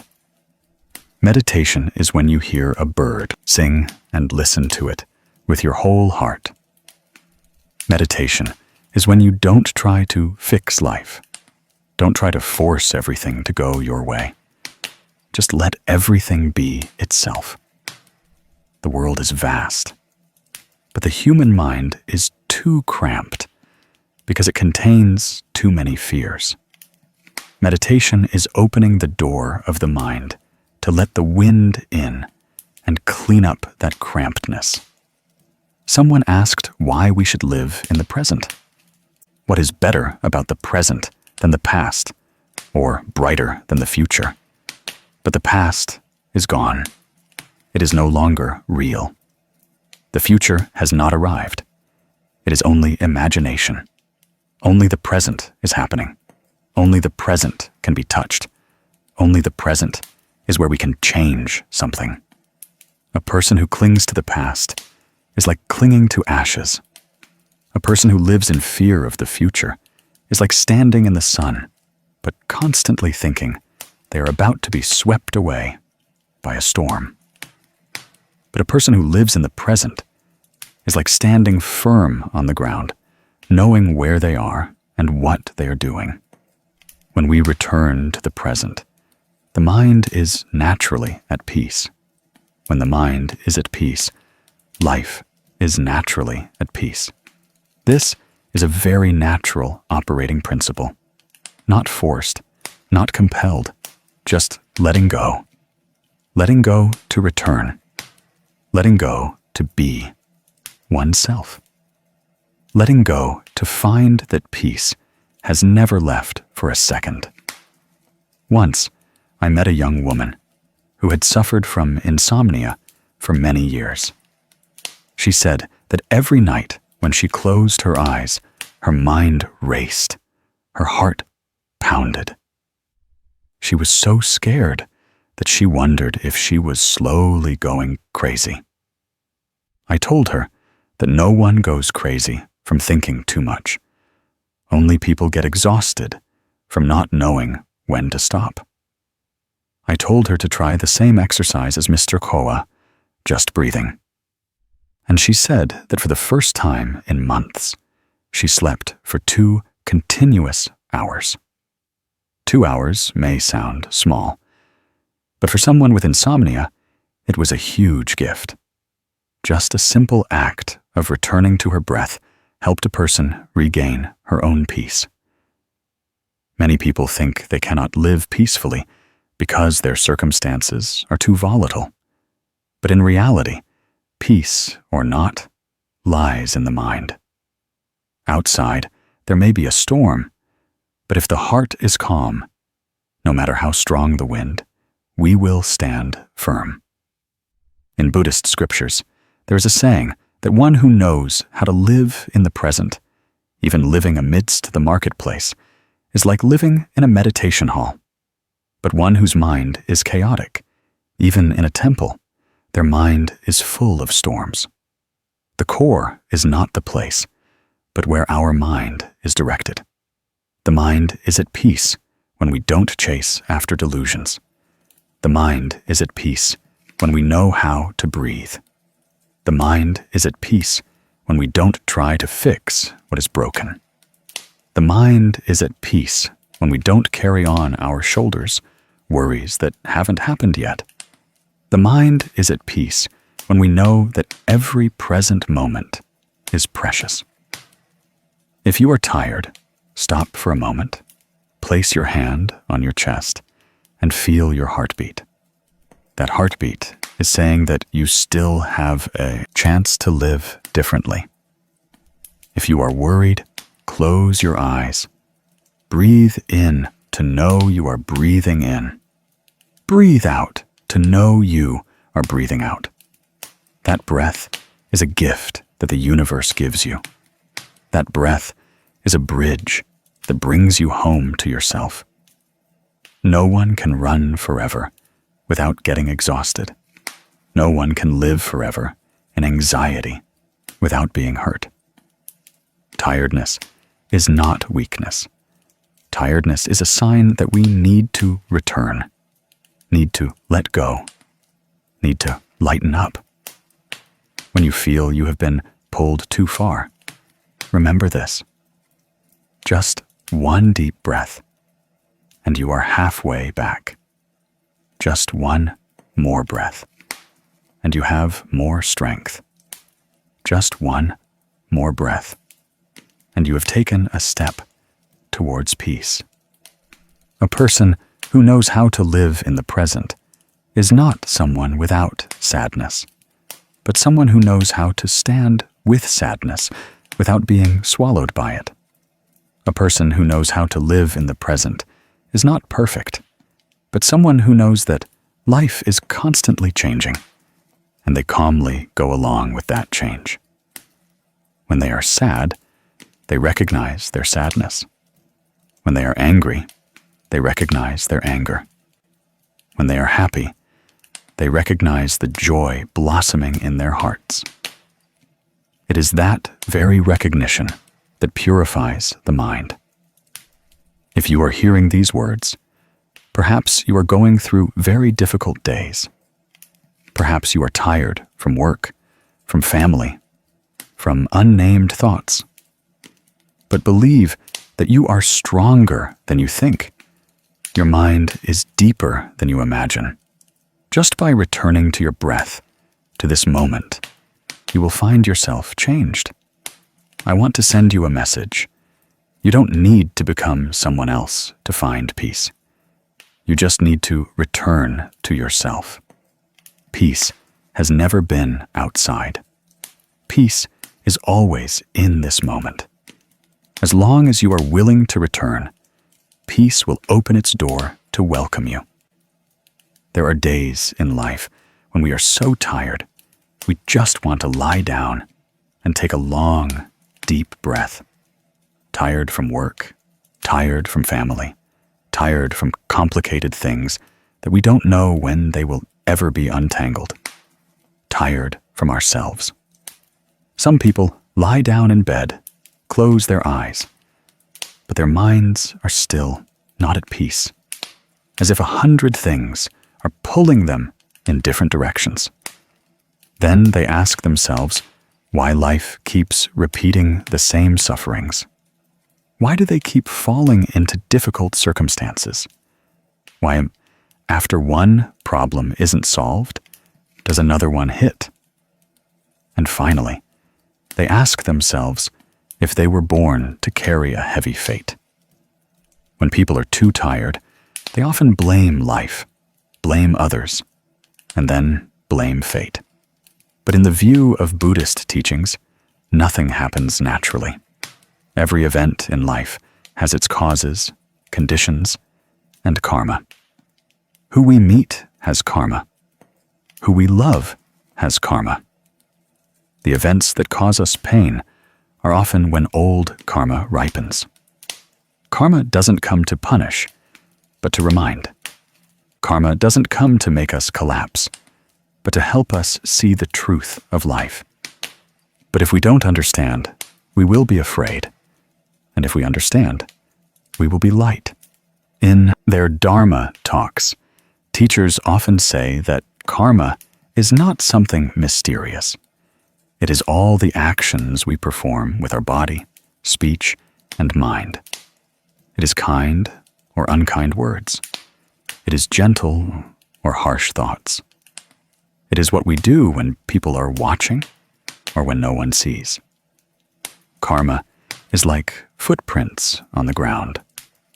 How we step is how the print remains. How we walk is how the path we create will be. Karma is not given by anyone. Karma is created by ourselves. And when we understand this, people will stop blaming heaven and less blame life. But even so, when karma comes, everyone feels afraid, especially the karma of suffering. Someone asked why we have to repay karma. Why can't we just skip it? Why do we have to bear all of it? The Buddha taught that karma that has been created must be repaid for the mind to be clean. It's like a debt that has been borrowed. Sooner or later, it must be paid to feel light. It cannot be avoided, cannot be hidden from, cannot be escaped. But repaying karma doesn't mean having to suffer to the point of exhaustion, doesn't mean having to resent, having to cry.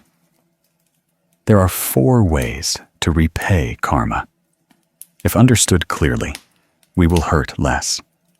If we know how to embrace it, karma will be as light as a breeze. Some people suddenly become poor. Some people suddenly get sick. Some people encounter obstacles. Some people are misunderstood by others. Some people have no one in their family who loves them. These things don't happen naturally. Instead of blaming, we can understand that karma is coming. When karma manifests, it's like rain falling on the ground. We know it's rain, so we no longer wonder why we're wet. When our minds know this, we fear less. The Buddha said that karma comes like a passing breeze if the mind does not hold on. This means that if we don't cling to suffering, don't complain, then karma will pass very quickly. Conversely, if we cling to fear and resist, suffering will prolong. Some people repay karma by complaining and creating new karma. Some people repay karma by straining themselves, enduring in weariness. Some people repay karma by running away and then encounter other, heavier situations. But some people repay karma with peace, repaying with a mind that is not chaotic, repaying with a heart that remains calm, repaying like settling an old debt from a previous life. Those who understand karma have light hearts. Those who don't understand have hearts full of pain. That is why it is said that understanding helps us not to resent, not to blame, and not to fear karma. There are 4 ways to repay karma that practitioners often mention. First, repaying through the body, meaning we get sick, we hurt, we encounter hardships. That is the body repaying karma. Second, repaying through the mind. The mind is sad, worried, restless. That is the mind carrying karma. Third, repaying through circumstances. Poverty, bad luck, being misunderstood, loss. That is circumstances repaying karma for us. Fourth, repaying through wisdom. This means recognizing the lesson, understanding our mistakes, changing, letting go. When wisdom shines, karma dissipates fastest. Of these 4 ways, repaying through wisdom is the lightest. Because when we understand, we no longer resent. When we understand, we no longer fear. When we understand, we know that nothing comes to cause us eternal suffering. All are just processes of purification. The more we understand, the faster karma dissipates. The more we resent, the heavier karma becomes. Therefore, when encountering suffering, don't rush to blame. Ask yourself if this is the time you are repaying karma. When you have the answer, your heart will feel much lighter. People often tell stories about repaying karma, but there are stories that truly make us reflect on the human heart and on peace when facing suffering. Mrs. Tu's story is one such story. She is 55 years old, gentle and soft-spoken. Everyone in the neighborhood loved her because she was kind and hardworking. 7 years ago, her mother-in-law became seriously ill and bedridden. Her husband worked far away, and her children had their own families. Mrs. Tu alone took care of her mother-in-law, from meals to sleep. Those around her all felt exhausted just watching. An elderly, bedridden person with difficulty with hygiene, needing to be spoon-fed, having diapers changed daily, and massaged little by little. It wasn't easy. Yet, for 7 years, she never once complained. Many people asked why she endured such hardship. Why not send her mother-in-law to a nursing home? Why not hire someone to care for her? Why sacrifice so much? Each time, she would just smile and reply softly, "My life probably still has some karma to repay. Once repaid, my heart will be light." That simple statement left everyone who heard it speechless. She didn't see taking care of her mother-in-law as a hardship. She saw it as a part of her life's karma. She cared with gratitude, grateful for the opportunity to show filial piety, grateful for the time to live closely, grateful for being able to settle an unpaid debt. 7 years passed. She became thinner, her hair grayer, but her eyes shone brighter. Bright from lightness, bright from understanding, bright because her mind had stopped resisting. Then one day, her mother-in-law passed away, gently, like someone who was tired and needed rest. That day, people saw Mrs. Tu sitting by the bed, holding her mother-in-law's hand. She didn't cry loudly. She just gently nodded, as if she had known beforehand and had prepared for a long time. When neighbors came to offer condolences, she just said, "My heart feels as light as the wind now." After saying that, she stood up, gathered her things, and cooked a pot of sweet soup to treat the visitors. Her face showed no weariness. On the contrary, it was like someone who had just put down a burden they had carried for too long. Mrs. Tu's story made many people look back at themselves, because some people complain after just a week of caring for someone. Some get tired after worrying about their parents for a few months. Some feel troubled after living with family for a short time. For them, a little difficulty is a heavy burden. But for Mrs. Tu, 7 years of caring for her mother-in-law was a blessing. 7 years was an opportunity to repay karma.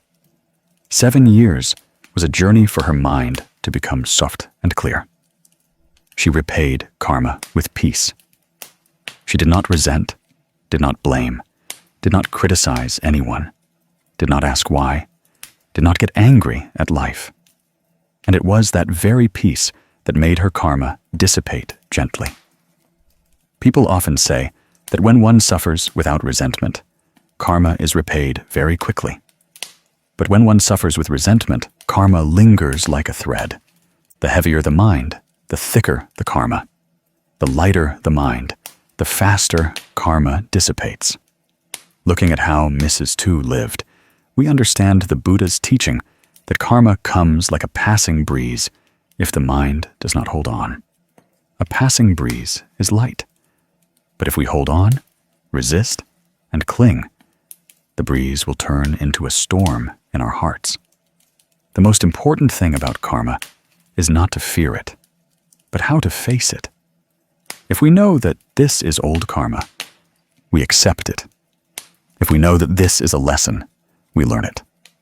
If we know that this is a condition, we transform with the flow of conditions. When the mind is at peace, the body is at peace. When the mind is clear, life is clear. Karma is temporary. The mind is eternal. If we keep our minds peaceful, karma does not have the power to make us collapse. Many people live their whole lives in resentment. Every day they ask, "Why do I suffer?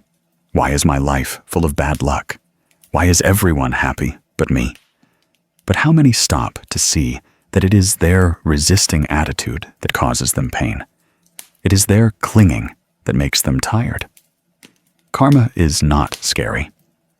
What is scary is not knowing that we are repaying karma. When unaware, people react with anger, blame, and complaints. These things continue to create new karma, making suffering endless. When one understands karma, one will easily let go. Letting go is a way to lighten the mind, not letting go of life, but letting go of the binds in the heart. Let go of excessive desires. Let go of attachment. Let go of things one cannot change. Let go of others' words. Let go of the past. One who knows how to let go will naturally have a clear mind. One who doesn't know how to let go will become more and more confused. Letting go is not abandoning. Letting go is knowing what to keep. Keep what is good. Keep gentleness. Keep gratitude. Keep a pure heart. When we keep the right things, life will be light. When we keep the wrong things, life will be heavy. The Buddha taught that among the 4 ways to repay karma, repaying with wisdom is the path of those who understand the Dharma. When our minds are clear, we don't need to suffer too much.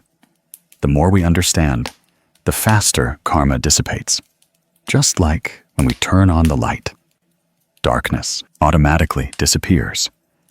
There's no need to fight the darkness, just light. Karma is the same. There's no need to resist. Just understand. No need to resent. Just look deeply. Then suffering will transform into a lesson. Difficulty will transform into a blessing.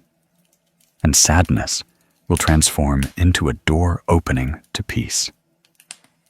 Anyone listening to this Dharma talk may also be in a difficult phase. Perhaps you are ill. Perhaps you are worried about your family. Perhaps you are encountering something that weighs down your heart. Perhaps you feel you don't have enough strength.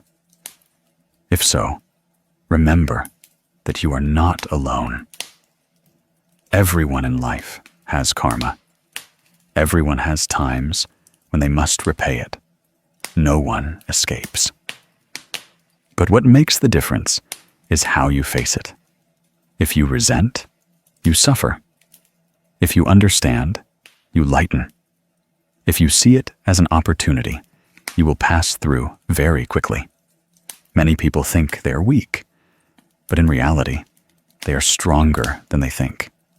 Each time you overcome something, you become more resilient. Each time you accept pain, your heart expands more. Each time you endure to do good deeds, your merit grows. No one lives for you. No one repays karma for you. But you can repay karma with a peaceful attitude. Your mind can be a place of turmoil or a place where the wind stops. It's all up to you. In your most tired moments, remember the Buddha's teaching that karma comes like a passing breeze if the mind does not hold on. This means that if you don't hold it in your heart, don't cling. Don't wish for anything to be different, then karma will pass very quickly. Knowing that, we can breathe a little easier. Put down the burden a little. Look at life with less strained eyes. Not because everything will immediately be free of suffering, but because our minds now have a place for peace to reside. You can tell yourself that this too shall pass. This pain too shall pass. This sadness too shall pass. Everything is a flow. Nothing stands still forever. Even bad karma is just a visitor. It comes and it goes. The important thing is what mood you greet it with fear or with peace, with resentment or with understanding. If you are tired, give yourself a chance to rest in your mind. Let your heart soften. Let your tears flow if needed. Not to become weaker, but to become lighter. People only suffer when they try to be hard. But when they know how to soften, how to listen, how to look deeply, you will find yourself passing through everything more easily. I just want to tell you that no matter how great your karma, as long as your heart is vast, your karma will shrink.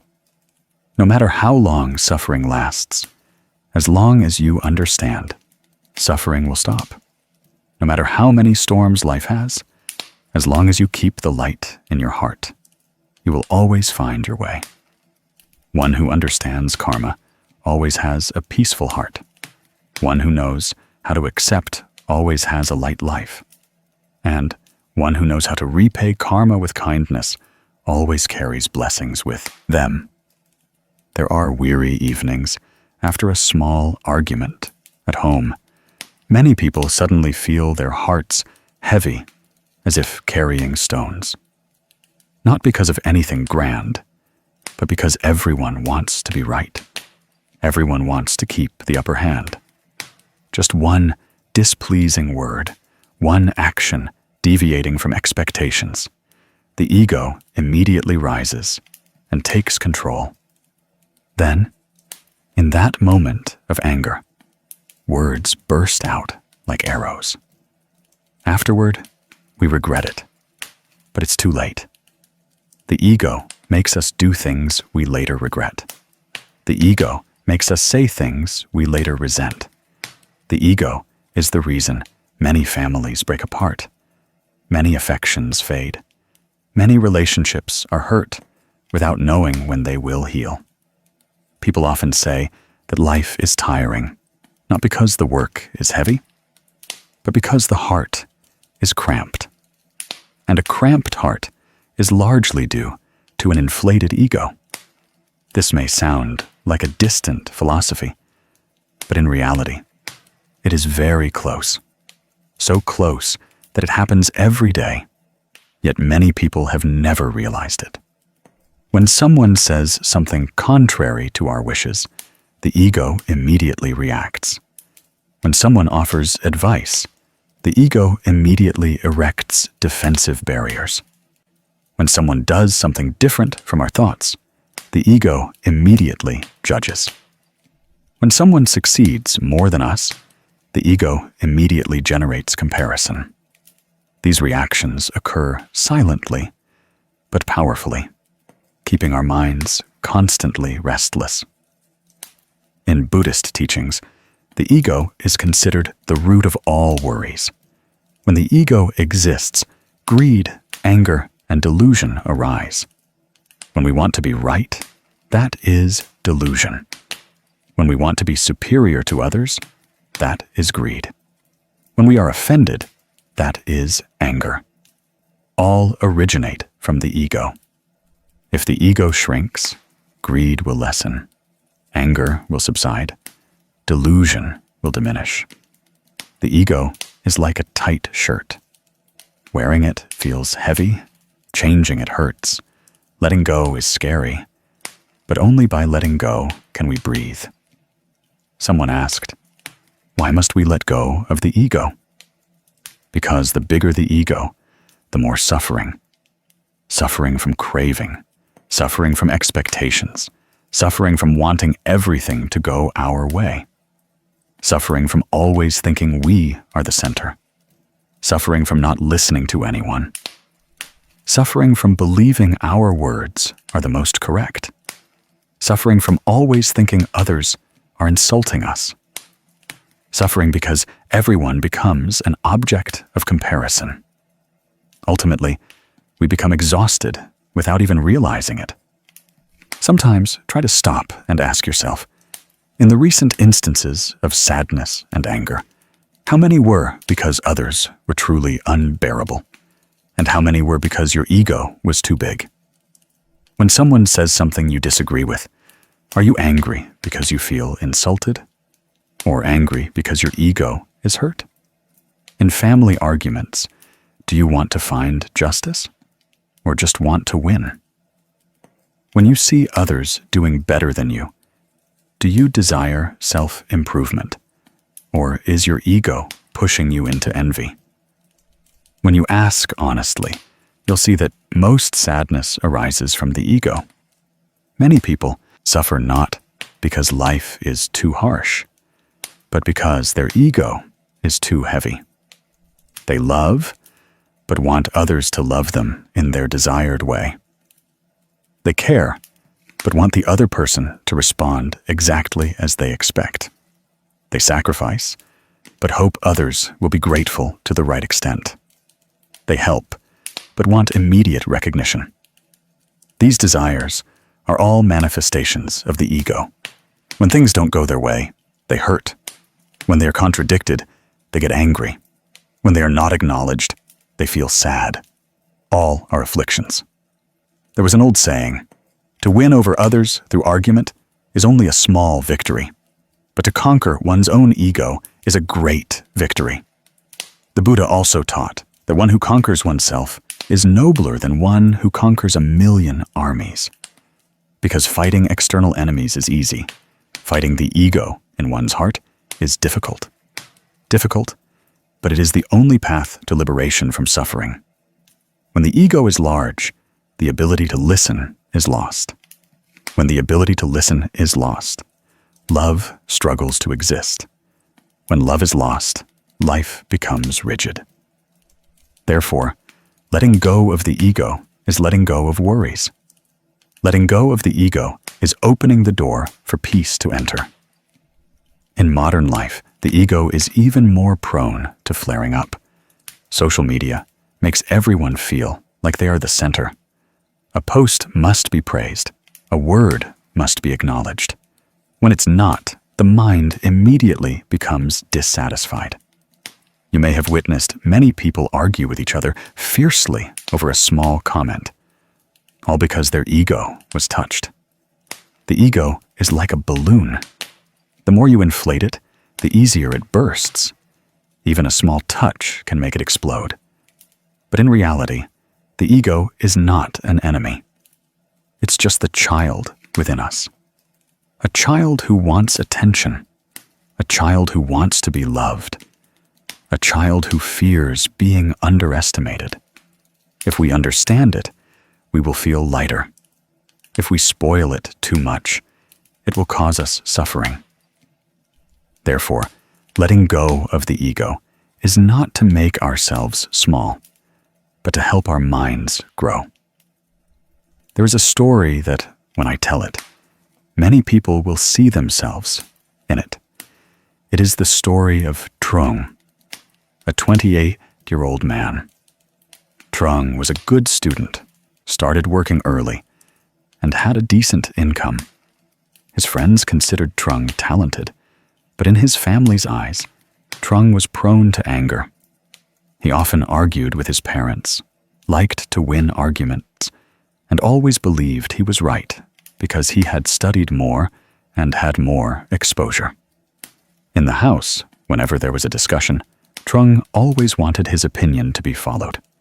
If his parents offered any advice, he would immediately refute it. Many times, it was just a small matter. But because of his large ego, Trung made everything tense.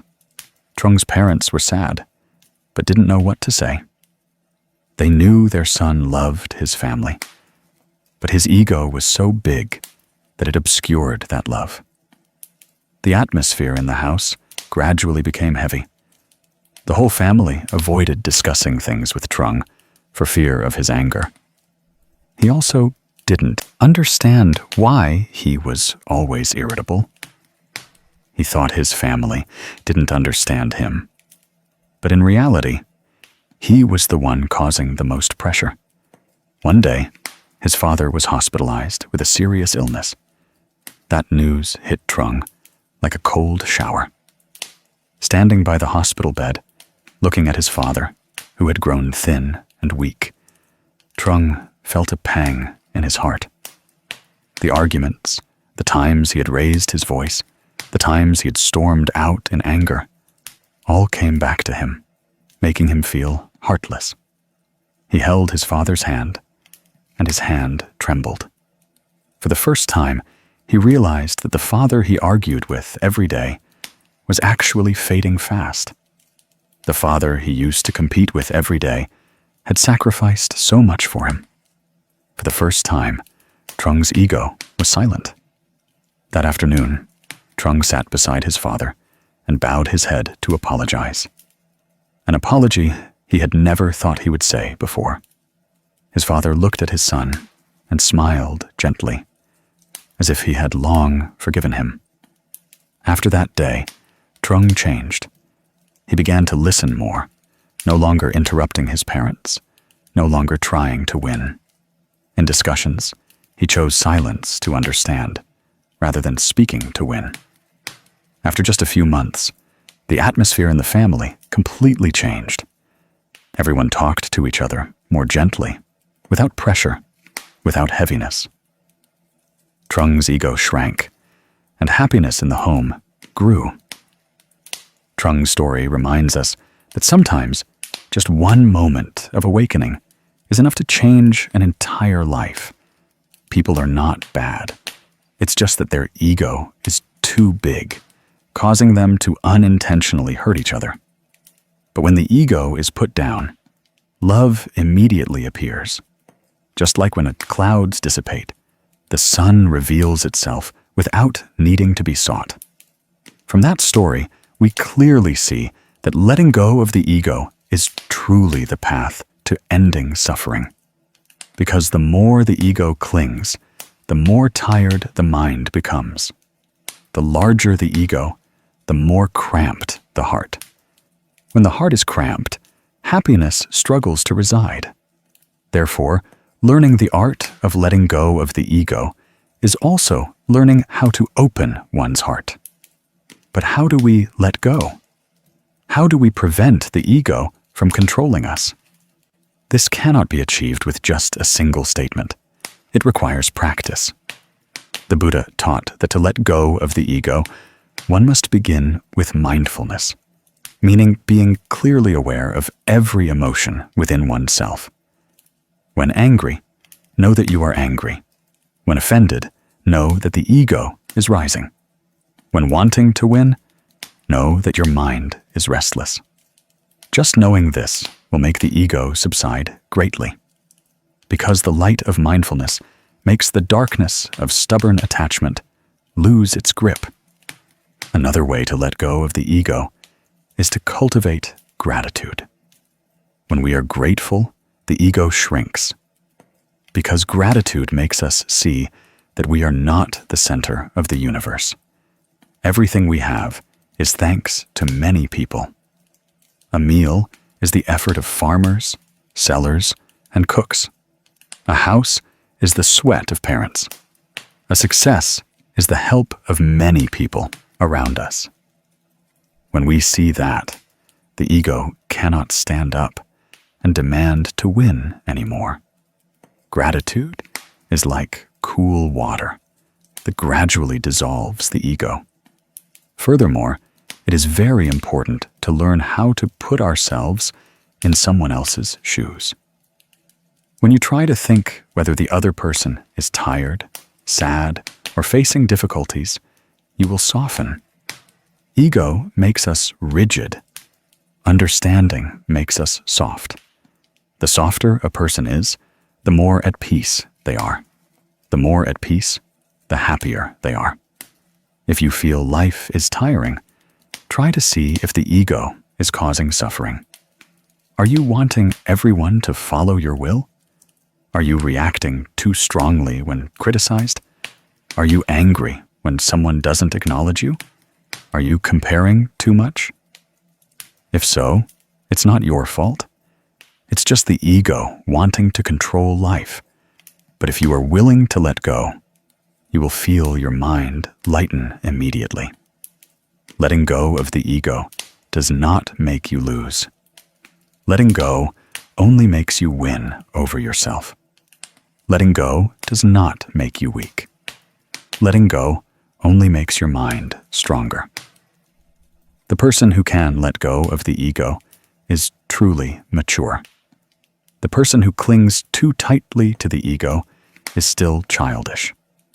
When you let go of the ego, life immediately widens, relationships immediately warm, family immediately harmonizes, and the mind immediately brightens. Finally, I just want to say that when your ego shrinks, happiness will grow. A little less ego, a little more love, a little ego put down, a little peace enters. The person who knows how to let go of the ego will go through life as light as the wind, without heaviness, without competition, without weariness, only with peace and self-mastery. When life has led us through so many levels of weariness, when the heart has endured so many blows that sometimes it no longer has the strength to stand straight. We often ask ourselves why everything is so tense. There are evenings returning home, placing a bag on the familiar wooden table, looking around the room, and suddenly feeling disappointed, not because of a great loss, but because deep down, we have no energy left to continue struggling. This is a feeling that anyone has experienced. The fatigue of the body is easier to cure, but the fatigue of the mind is persistent and lingering. Many people look in the mirror and ask themselves why they try every day, but peace seems to slip further away. Some people lie down in bed, but their minds are still racing, tossing and turning over family matters and work issues. They want to sleep, but their minds refuse to. And in that moment, each person's heart will understand that what they lack is not rest time, but a peaceful refuge to lay down all heavy thoughts. Have you ever felt this way?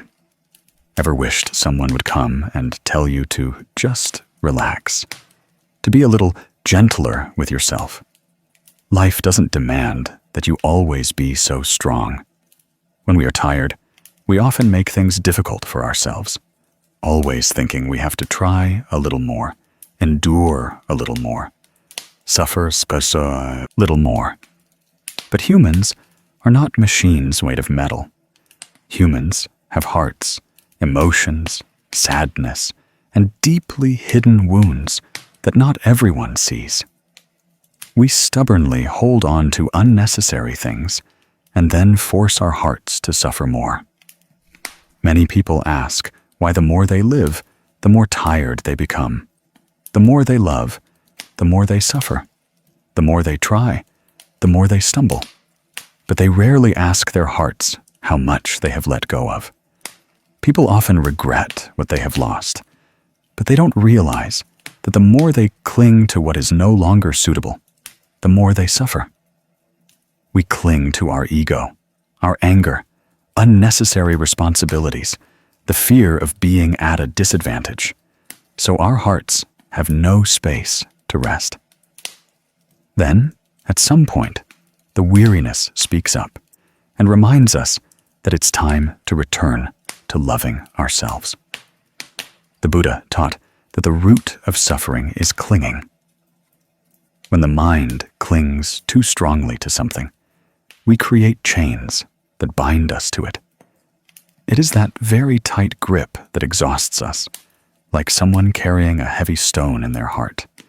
The longer they carry it, the more tired they become, yet they are afraid to put it down because they think it's their responsibility, or because they mistakenly believe that letting go is failure. Have you ever asked yourself if an object is so heavy that your hand becomes numb? Why don't you put it down to breathe for a moment? Because we are afraid of what others will think, afraid they will say we are weak. But ultimately, we are the ones who suffer the pain, not them. So why do we force our hearts to endure another day of weariness, just for fear of someone's gossip? One who understands karma will know that this life always operates in its own way. When conditions are right, we meet. When conditions end, we part. When karma is due, it must be repaid. When karma is exhausted, we are light. The rest is our attitude towards these comings and goings. If we choose to resent, we will always see life as unfair. If we choose to let go lightly, we will realize that everything is just a stream of water flowing through us, and it will eventually leave us. When we know how to prioritize peace over all pride, we will find our souls more open. I will tell you a small story. Once, I met a young woman whose face was drawn from work pressure. She said that every morning when she woke up, the first thing she thought was, "I'm so tired." She lived in a crowded city, but had no one to lean on. When asked what bothered her most, she said that she was causing herself the most suffering. She always wanted to be perfect, wanted to please everyone, wanted everything to go her way. Then she became exhausted. After listening, I gently asked her which she wanted more, perfection or peace. She remained silent for a long time. Then tears fell. A tear helped her realize that for many years she had been going in the wrong direction. From the day she chose to let go of the self-imposed pressure, she began to smile more easily. We are the same. When we know how to let go, we choose peace. When we choose peace, we are choosing to love ourselves. In Buddhism, peace does not come from a smooth life, but from the mind knowing when to stop at the right time. Even when life is full of storms, a person with a calm mind is not swept away. The Buddha once taught that peace is strength. Not whoever shouts louder is stronger, not whoever gets more wins, but whoever keeps their mind undisturbed is truly resilient. Sometimes strength lies in knowing when to stop, knowing when to step back, knowing when to put things down. A person who knows how to let go is not weak, but someone who looks deeply into the impermanent nature of life. Many people think that letting go is giving up, but that is not so. Letting go is transformation. Letting go is stopping to mend oneself, to see clearly what is worth keeping and what should be carried away by the wind. Letting go is giving oneself an opportunity to live a lighter life. Yesterday, try to think, when your mind is full of worries, how can you be happy? When your heart is full of resentment, how can you see life as beautiful? When your heart contains only wounds, how can you make room for love to enter? By letting go of one thing, we open another escape route for our inner self. Once, I witnessed a middle-aged man sitting alone in the temple courtyard in the late afternoon. He sat for a very long time, in silence. When asked what brought him there, he just said one sentence, very slowly and full of emotion, that he wanted to breathe. He recounted that for so many years he had lived under the pressure of earning money, family burdens, and the fear of loss. Then one day, he no longer felt joy in meals or sleep. He came to the temple just to take a truly peaceful breath. And it was that very breath that helped him realize that for so long he had chased after too many things and forgotten himself, forgotten his family, forgotten life in the present moment. Since learning to let go, he has become more appreciative of life and more grateful. When we look at life with gentle eyes, we will see that life fundamentally does not want to make things difficult for us. It is our own minds that tire us. When we change our perspective, the world also softens. We can choose to let go, to live more easily. We can choose love, to live more fully. And we can choose peace in every moment. If you are tired today, give yourself the right to rest. If your heart is heavy, allow yourself to put it down. If your mind is full of wounds, embrace it like a mother cradling a weak child. You were not born to suffer your whole life. You were born to learn how to love yourself, and only then can you love others.